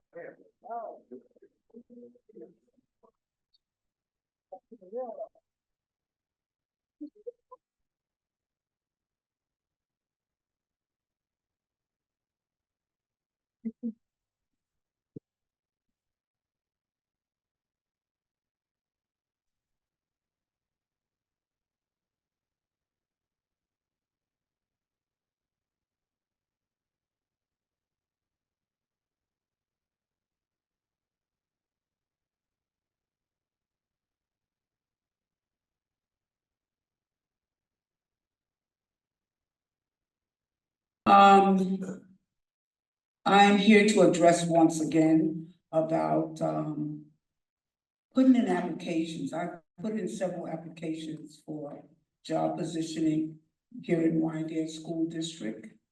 And I would like to know why I haven't heard anything. From my understanding, they were trying to get HR together. Did they get someone in HR yet?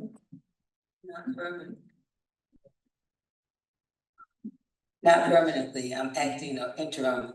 You're acting? Yes. Okay, my name is Desiree Armstrong, and I put in several applications into the district. I used to work here years ago, for quite some years, maybe 30-some years. And, they only told me I worked here from 2003 to 2005. But I was working here for a very long time, and that's how much social security I get, 3 years. Okay, that's not much. So I decided to come and put in another application, of some opening that you may have. Maybe you can look into it and give me a call. I put in for a monitor or a teacher's aide. I would appreciate a call. Just recently a teacher's aide? I put in for monitor and teacher's aide on one application. It should be in the office, hopefully. I spoke to Miss Ann Archer.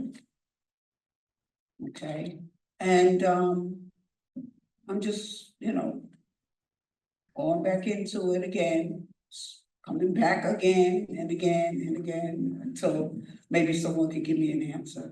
Usually the process is if you fill out an application, is it for monitoring? Yes, ma'am. If the individual who is requesting the posting, et cetera, those resumes are passed on to that person. Well, I did speak to the security monitor of Millionaire Olive. I spoke to him on the phone. I think he's the head of security over there. Opala?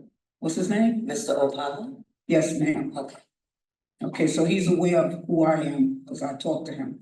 And if that's not open, I would like for whatever's open, because I have credentials for mostly anything that you have in the school district. I have certificates, diplomas, degree, I got it, okay? So I'm just addressing that because I'm still waiting and I need finances. Because I'm in a bind because of Wyandanch School District. So I feel that it's only fair to hire me. At least I can get some type of finances back in my pocket. Okay? Yes. All right, y'all have a good night. Thank you. Thank you.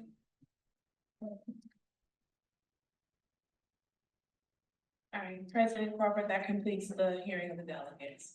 Turn it over to Dr. Zena. Thank you, President Crawford, Board of Education, and community members.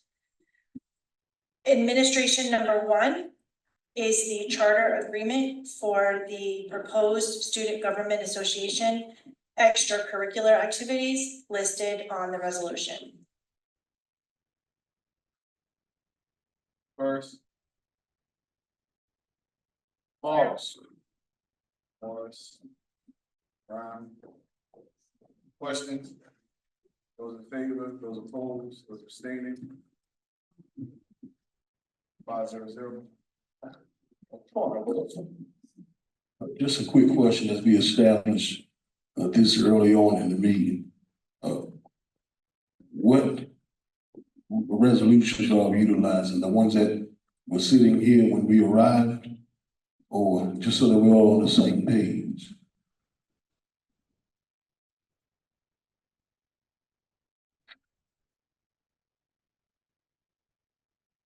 We discovered board docs had been updated. However, the majority of those sitting at this U shape have what was presented when we arrived, including the administration.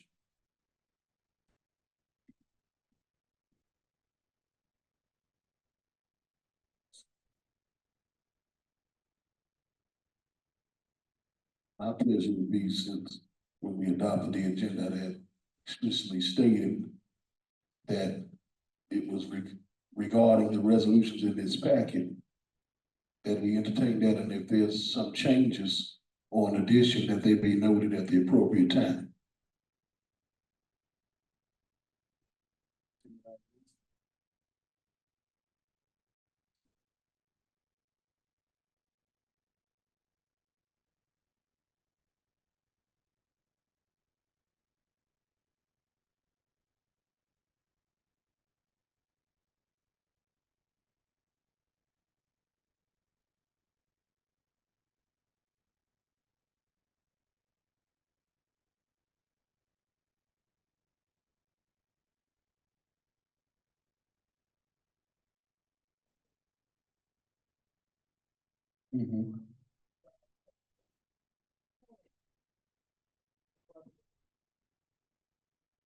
So as it pertains to personnel resolutions, there are some numbers that we have, or resolutions that we have before us where the numbering is now off and is not consistent with that of what is in board docs. So for instance, for example, personnel number 2, where it stands right now in this paper packet, if you go to the board docs resolution, I believe that will be number 12. Which means for those who may be sitting in the audience that may be following along, what we may call out as 2 may be 12 and vice versa.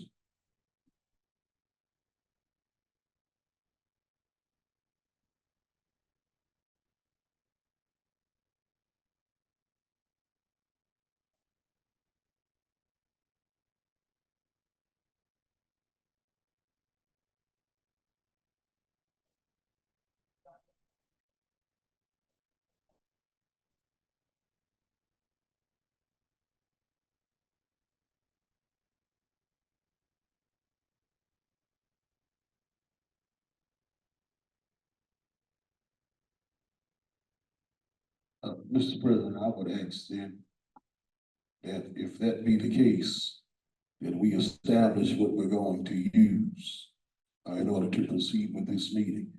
If we use the printout and then make whatever correction as we get to those resolutions, that would satisfy my request. However, for the purposes of proceeding with this meeting, and knowing that there are certain resolutions that may be called out, that in one system it's one way, but in front of us it's a different way. I don't think that we would be able to successfully proceed with a meeting in such fashion.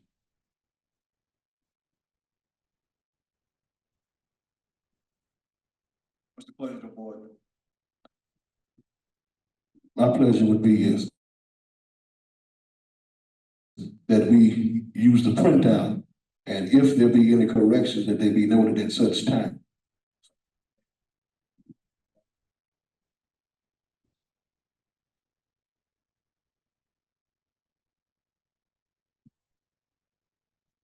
All right.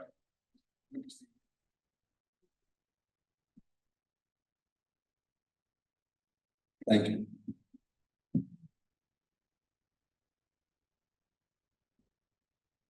President Crawford, did we pass administration number 1? Yes.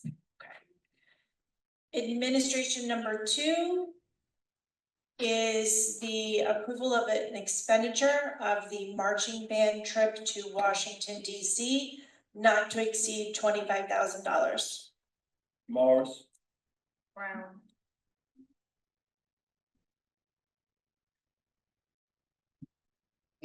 Morris, Brown. Questions? Those in favor, those opposed, those abstaining, 500. That concludes administration, and Dr. Havisham will present personnel resolutions.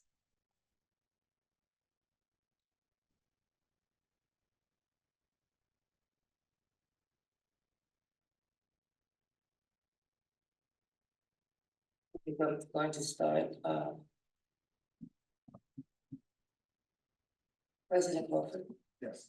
I'm going to start. If anything is different from what I have, I'm gonna read what I have here. Okay. To update it, and then you guys let me know if it differs. So personnel 1, resignations. Morris. It's 3, ABC. Yes. Okay. Morris, Corbin. Questions?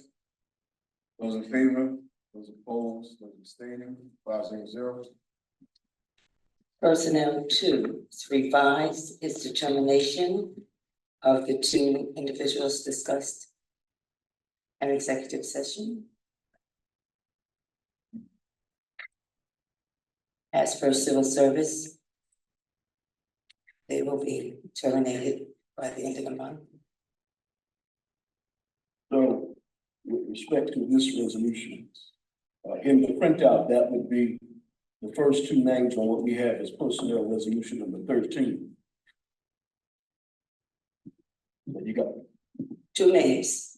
Yeah, so it will be the first two names on personnel resolution number 13. So that's two names? It's two Yes. names, it's the civil service positions that will be terminated as of February. I have one. Okay, so personnel resolution number 2. That I have, Yeah, yes. that's stricken. That was the one that we discussed in executive session. Right. However, what's in board docs as personnel resolution number 2 is in front of us as personnel resolution number 13. Do you have 13 in front of you? However, for the purposes of the resolution, which I would like Dr. Hamship to read, it would only affect letters A and B rather than A, B, and C. It's A and B. It should Yes. just- yes.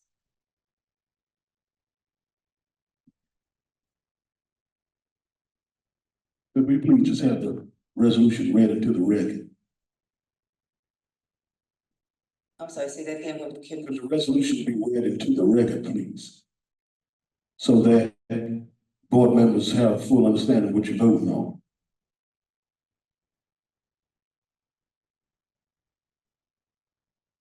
As it is in board docs. I have the 30 number 2. You want me to read the names? No.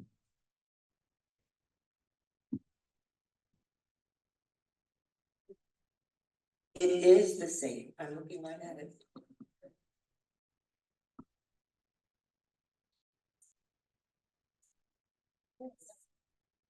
Okay, I'm going to read the revised. Okay. The employees named herein are no longer certified by Suffolk County Department of Civil Service to serve in the position identified in accordance with the provisions of section 65-3 of New York State Civil Service Law. Rule 13 through 5 of Suffolk County. And it has been determined termination for 2 individuals.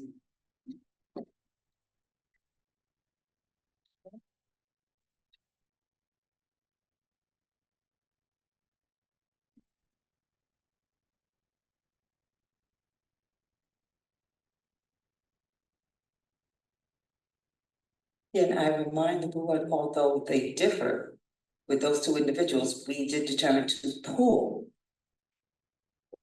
this in exec session. Right, what's in front of us too is pulled, right? Yes. I know it's very confusing. So let me clear up with misunderstanding that there may be. What we are voting on, which is personnel resolution number 2, forget about what is in writing, it'll be what Dr. Havisham read to us. Point of order, can we just table this resolution? Because it's too confusing. Yes. We can table back, we can circle back around to it.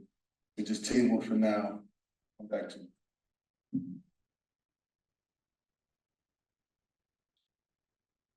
Motion to table, personnel 2.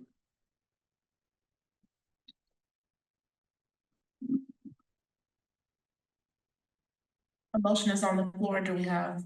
I'm going to second that.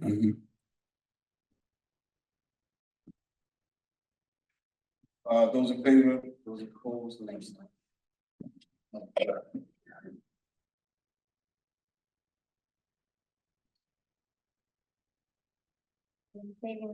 Table.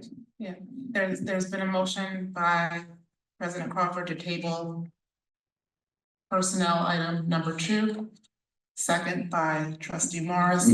All in favor? opposed, or abstaining, 500, thank you. Okay, personnel 3, district-wide appointments, we pulled letter E, F, G, and L.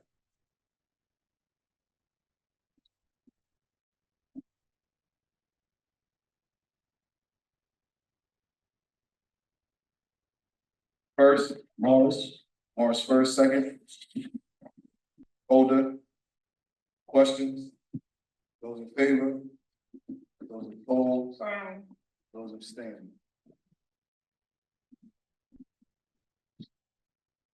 Personnel 4, district-wide appointment of after-hour crisis support personnel. Morris first.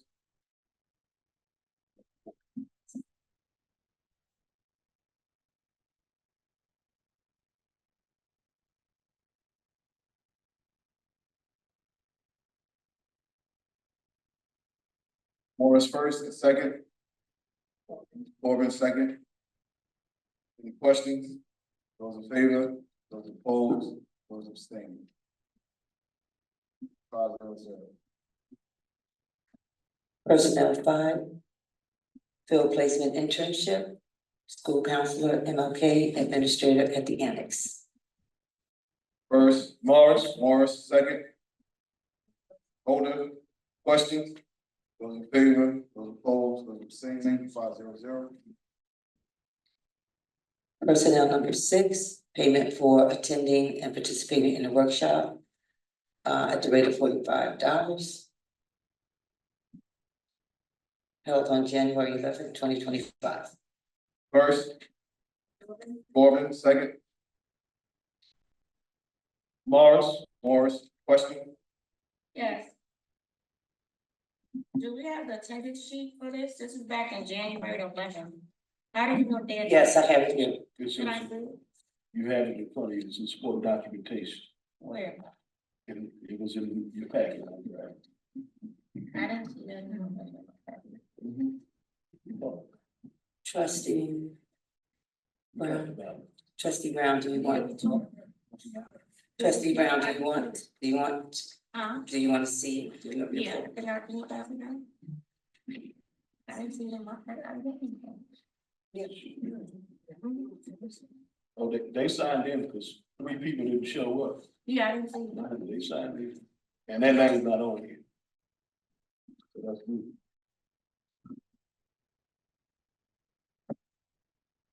Did that mean 3 people didn't show up? You see about 2 or 3 printed names, and it's blank. You don't see their name on the resolution, so I have no issue with this. Yeah, I just wanted to make sure you got, sign the sheet. Okay. Any other questions? Any other questions? No. Those in favor, opposed, abstaining? 5-0.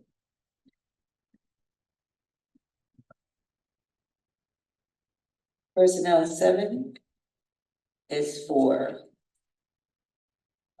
these individuals successfully completed their probationary period and are recommended for permanent status. Morris first, second. Holder, questions? Those in favor, opposed, abstaining? 5-0. Personnel 8, sports appointments. Morris first, second. Brown, question? Yeah. Yes. What is unified basketball coach?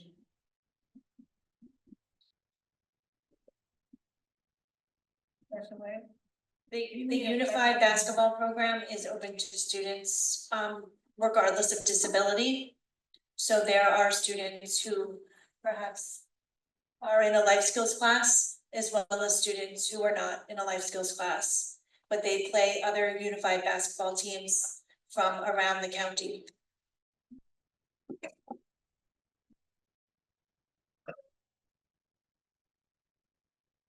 Any other question? Those in favor? Those opposed? Those abstaining? 4-1-0. Personnel 9, MLO advisor, 7th grade advisor.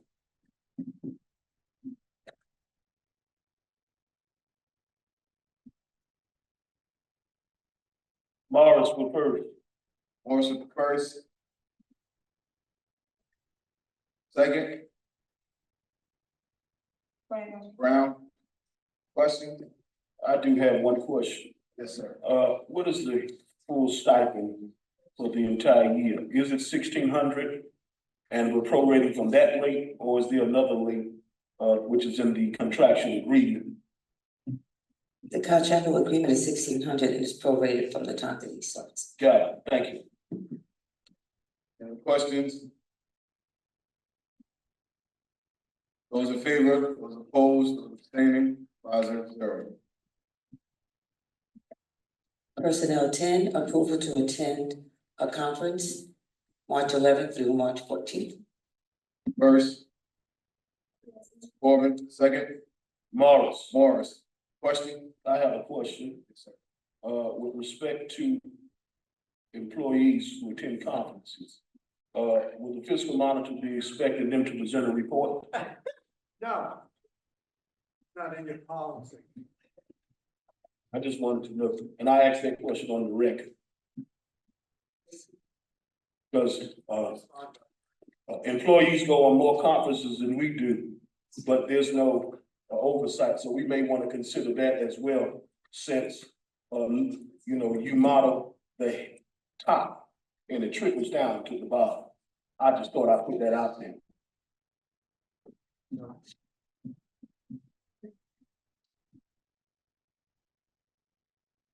Because I don't know what benefit a lot of conferences serve for our employees because we never received a report.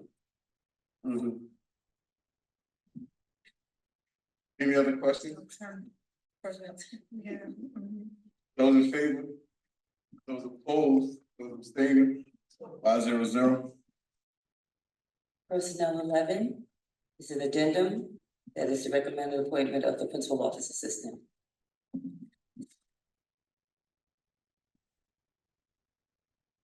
First. Sitting. I'll make sure you cross down there. Yeah.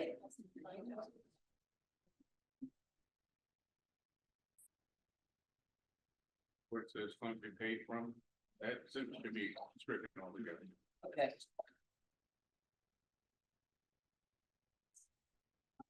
That is for personnel 10.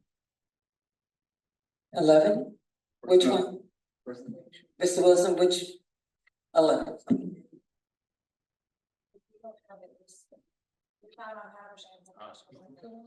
This is the one. This is it. I thought you said this is the one that's not in the budget. No, that one's full.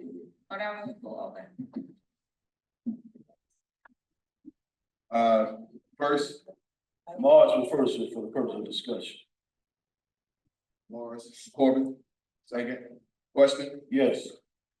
Where would this person be placed?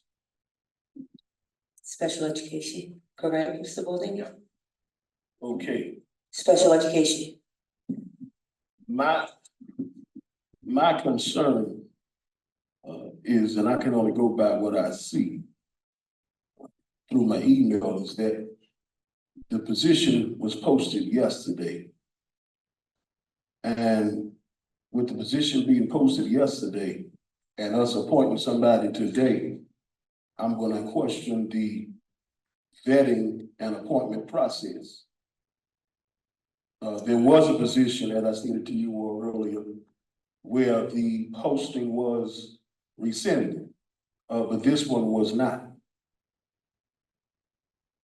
Trustee Morris, I wasn't sure if we pulled this one or not during exec session. And it wasn't clear. So are we pulling it? Pardon? I said it wasn't clear if this was pulled or not during exec session. So what is your desire? I'll pull back my first and entertain a motion or make a motion that we table this until there is clarity on the posting. Okay.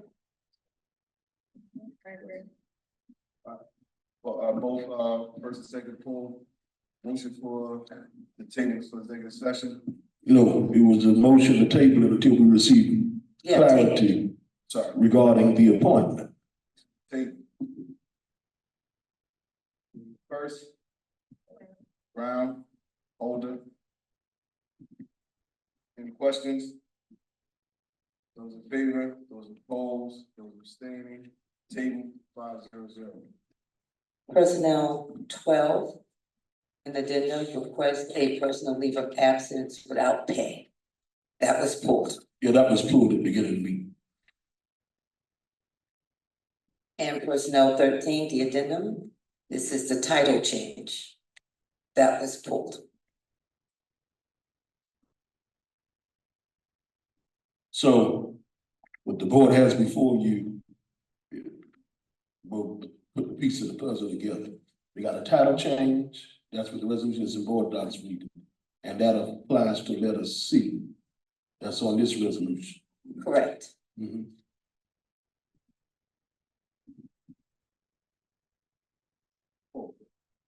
No, Yes, it was pulled.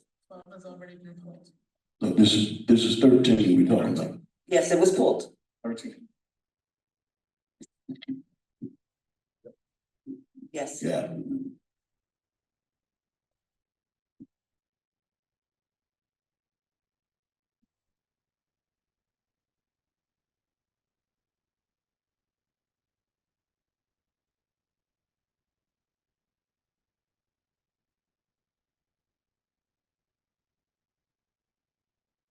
Thank you, Mr. President. Business number one, facility use request. Facility use request is business one. It's from the Economic Opportunity Council of Suffolk, and it's for a request for them to use our school gymnasium in 2 classrooms every Tuesday and Thursday, starting March 4th. Hopefully in your package, you have a narrative there indicating to you exactly what the program is designed to do on those various Tuesdays and Thursdays for the remainder of the school year. It's not for you. It's not. I'm sorry. It's not.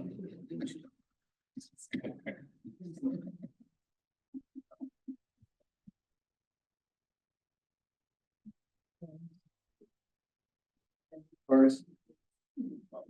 Morris, second.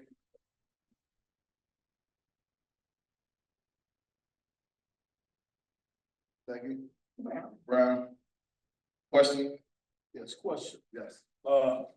Does this correlate with support operation resolution number 1? Got it, thank you. Not on purpose. Thank you. Any other questions? No. Those in favor, those opposed, those abstaining. 500. Business number 2 is a request by the American Protection and Patrol Dog Association to utilize the Wyandanch Memorial High School athletic field Saturday, May 17th and 18th for their dog training show. I think it's an annual event here, as I read. First. Brown, second. Morris. Questions? Those in favor, those opposed, those abstaining. 500. Thank you. Business 3 is a facility use requesting the high school auditorium on Friday, March 21 for the purpose of having an international talent hunt to identify talented youth in the community and recognize them for their accomplishments. Morris first, second. Brown. Question? I have one question. Are they requesting a waiver of fees? They are not. Thank you. None of them. Any other questions? Those in favor, those opposed, those abstaining. 500. Thank you. Business 4 is it's about time I'm done. It's about to. Basically, business 4 is a resolution that would authorize and permit Wyandanch School District to join the many other school districts on Long Island or across New York State in terms of pooling money for investment purposes. To give you an example of what this would mean in terms of revenue for next school year, in any given school year. By approving this resolution, we're pretty much guaranteed to increase our interest earnings on our savings, let's say, to know, even if it's 1%, that comes up to about $450,000 additional. So. We think this is a common sense resolution and long overdue. First, Morris, second. Brown, question? Yes, I do have a question or two.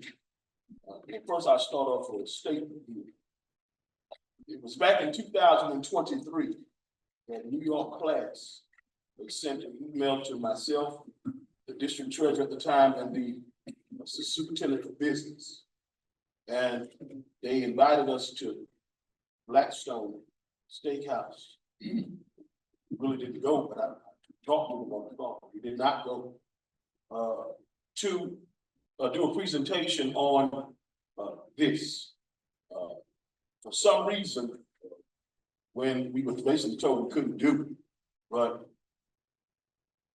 when we hosted the coalition of then Long Island school boards, and to hear from other school boards where they don't look like us because their demographic makeup is not like Wyandanch. And some of those boards were saying that through their investment funds, they were able to offset the cost of transportation because they outsourced to BOCES and other things like that. And in considering what we heard last month from the superintendent about the costs that will go to the charter school, I do believe that this can help with the answer that we may be looking for to solve or offset that this cost and also other costs. One school district, I don't remember which one exactly, but when it came up in the meeting, they sung praises to New York class, and some of them saw a return of about $4 to $5 million. But as we know, you get back what you put in, basically, and then some. So my question would be, how much would we desire to initially put in? If you were to approve this tonight, as of Monday or Tuesday of next week, we will invest approximately 30 to 35 million. 30 to 35 million. I'm with you.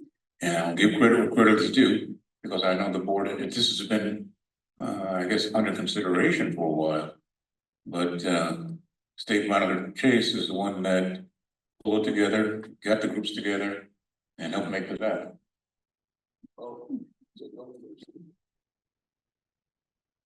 And then also, my last question, it said the cooperation agreement amended and restated as of August the 1st, 2023. And then it also refers in the supporting documentation about signing off on an agreement. However, we don't have that agreement. It wasn't in part of the adjustments that was sent out last week. No, just I think 2 pages with like a cover letter and stuff like that. All right, before signing off and returning any documentation, I can have it uploaded and emailed out for each board member to take a look at. It's a standard agreement that all school districts that participate are required to sign. So, you know, pursuant to this resolution being approved, that is. But I apologize, it wasn't sent out last week, and I'll make sure it's sent out tomorrow. Yeah. Before it's signed. Now, I will ask this: if there are any objections to it, even though you may act on this tonight, if there are any questions or objections to it, please get a hold of me tomorrow and let me know when you receive it. Because I do want to start putting money in there. I mean, we're on recess next week, but the money will, with your permission, money will be there. Thank you, sir. Any other questions? Those in favor, those opposed, those abstaining, 5-0. Thank you. And lastly, it's business number 5, which is a budget transfer to cover field trips taken vis-a-vis Western Suffolk BOCES through the November 30, 2024 building. Morris first, second. Brown, question? Those in favor, those opposed, those abstaining, 5-0.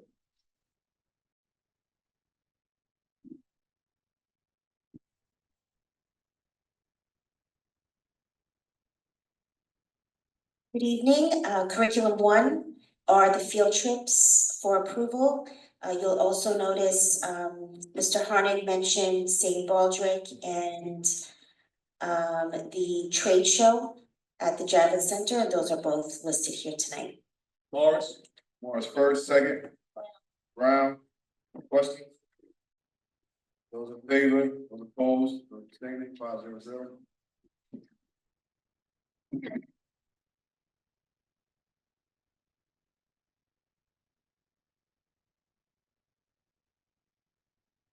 On behalf of Dr.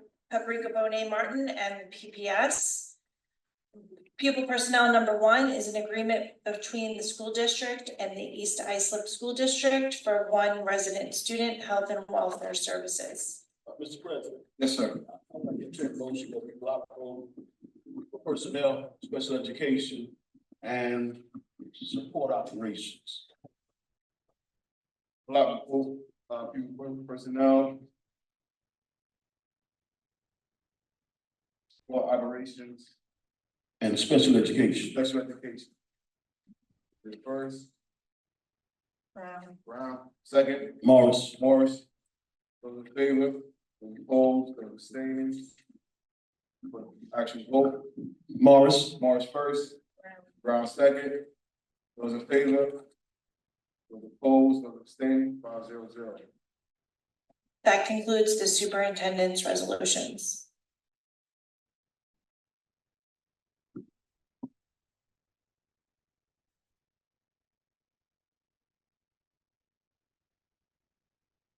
Education.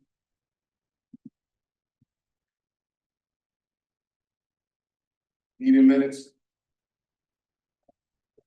Special session January 8th, work session January 15th. Morris. Work session January 20th. Morris first, second, Brown second. Questions? Those in favor, those opposed, those abstaining, 5-0-0. Board of Education number 2, social media, litigation. Morris. Morris first, Brown. Brown second. Any questions? Question for the record. This is at no cost to the district, correct? Thank you.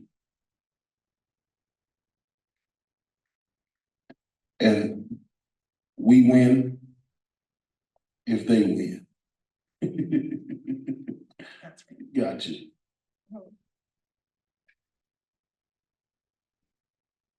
Any questions? Any other questions? Yeah, and if they lose, we don't lose. Got it. Got it. No, we sure don't lose any money.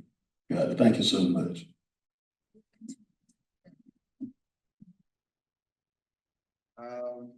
Those in favor, those opposed, those abstaining, 5-0-0.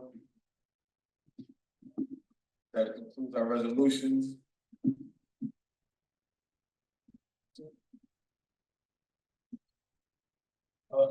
Mr. President, one thing that I want to say here, and I wish the superintendent was here tonight. I'm going to address something real quick. There's been some concerns regarding the appointment of a principal at the middle school. And I would ask that we as a board direct the superintendent of schools to post a position of the middle school principal as so that those who may be interested may be given an opportunity to apply, be interviewed, and be decided on. This is not to say that myself is against or in favor of the acting principal of the middle school, but this is in order that we do things correctly. As I stated in my email to the superintendent of schools, we have to be aware of our expectations. We cannot expect, and I'm not knocking anyone's position, but we cannot expect those who make under $100,000 to go through a rigorous vetting process, and then those who are making close to $200,000 not be adhered to a competitive process that would show that they are the best person for the job. What was your pleasure? So I would ask that we direct the superintendent of schools to post the position of principal for Newton L. Olive Middle School. Trustee Morris, it was posted and there was an interviewing process. It was posted when? October, November, December, because I got here in October. According to the superintendent's testimony, Yes. he agreed that it wasn't posted. He said because he used his authority. To put her in the acting position. He did that, but for the principalship, there was an interview process and it was a posting. Well, I'm just saying. Never shared. So I'm going to repeat. According to the superintendent of schools, he said this is what he responded in my email when I said it should be posted. He said his response was that he consulted with legal counsel then and legal counsel now as to how to go forward. However, he did not speak to the position ever being posted. And I asked the man, and but my thing is that it needs to be directed, but it was not posted. Let me ask you.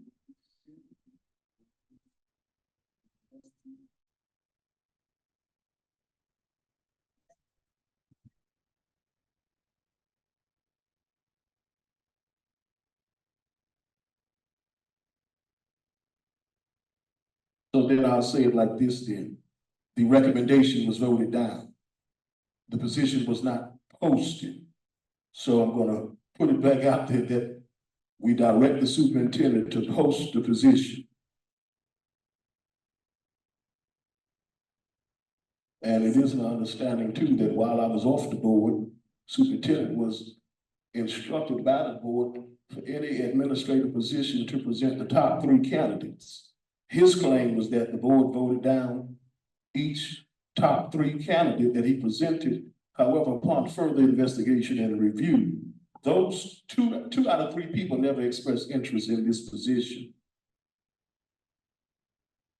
So if you want me to break it down as only Gerard Morris can, the superintendent lied. Trustee Morris, I don't know anything about any of that. I do know that it was posted, there was an interviewing process, and he has the documentation to support the scoring, et cetera, that I thought he was going to present to you all, but he does have the evidence. So we may need to talk about fit for duty then, which is the executive session.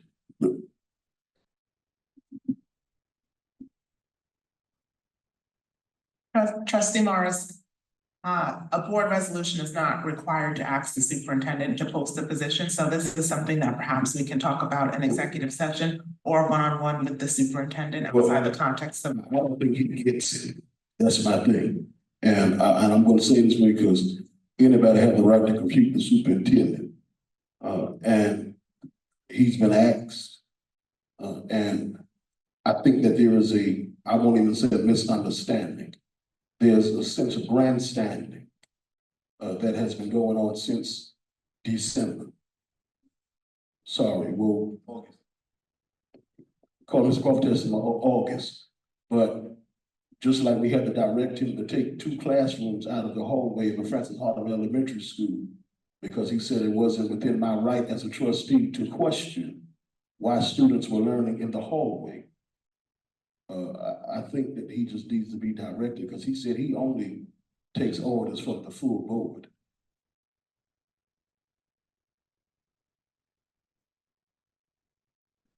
If he was someone who had a contract, he probably would have been written up by now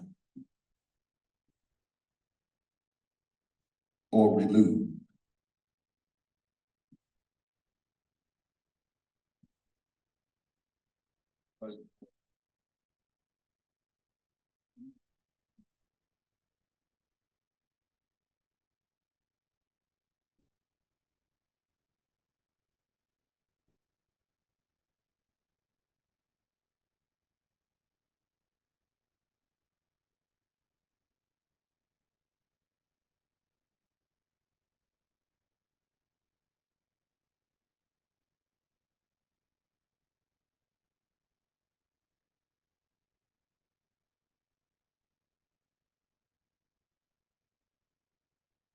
Good question.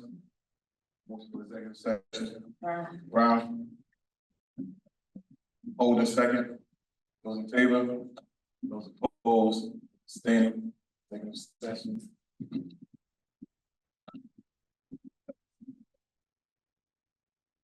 At 9:58.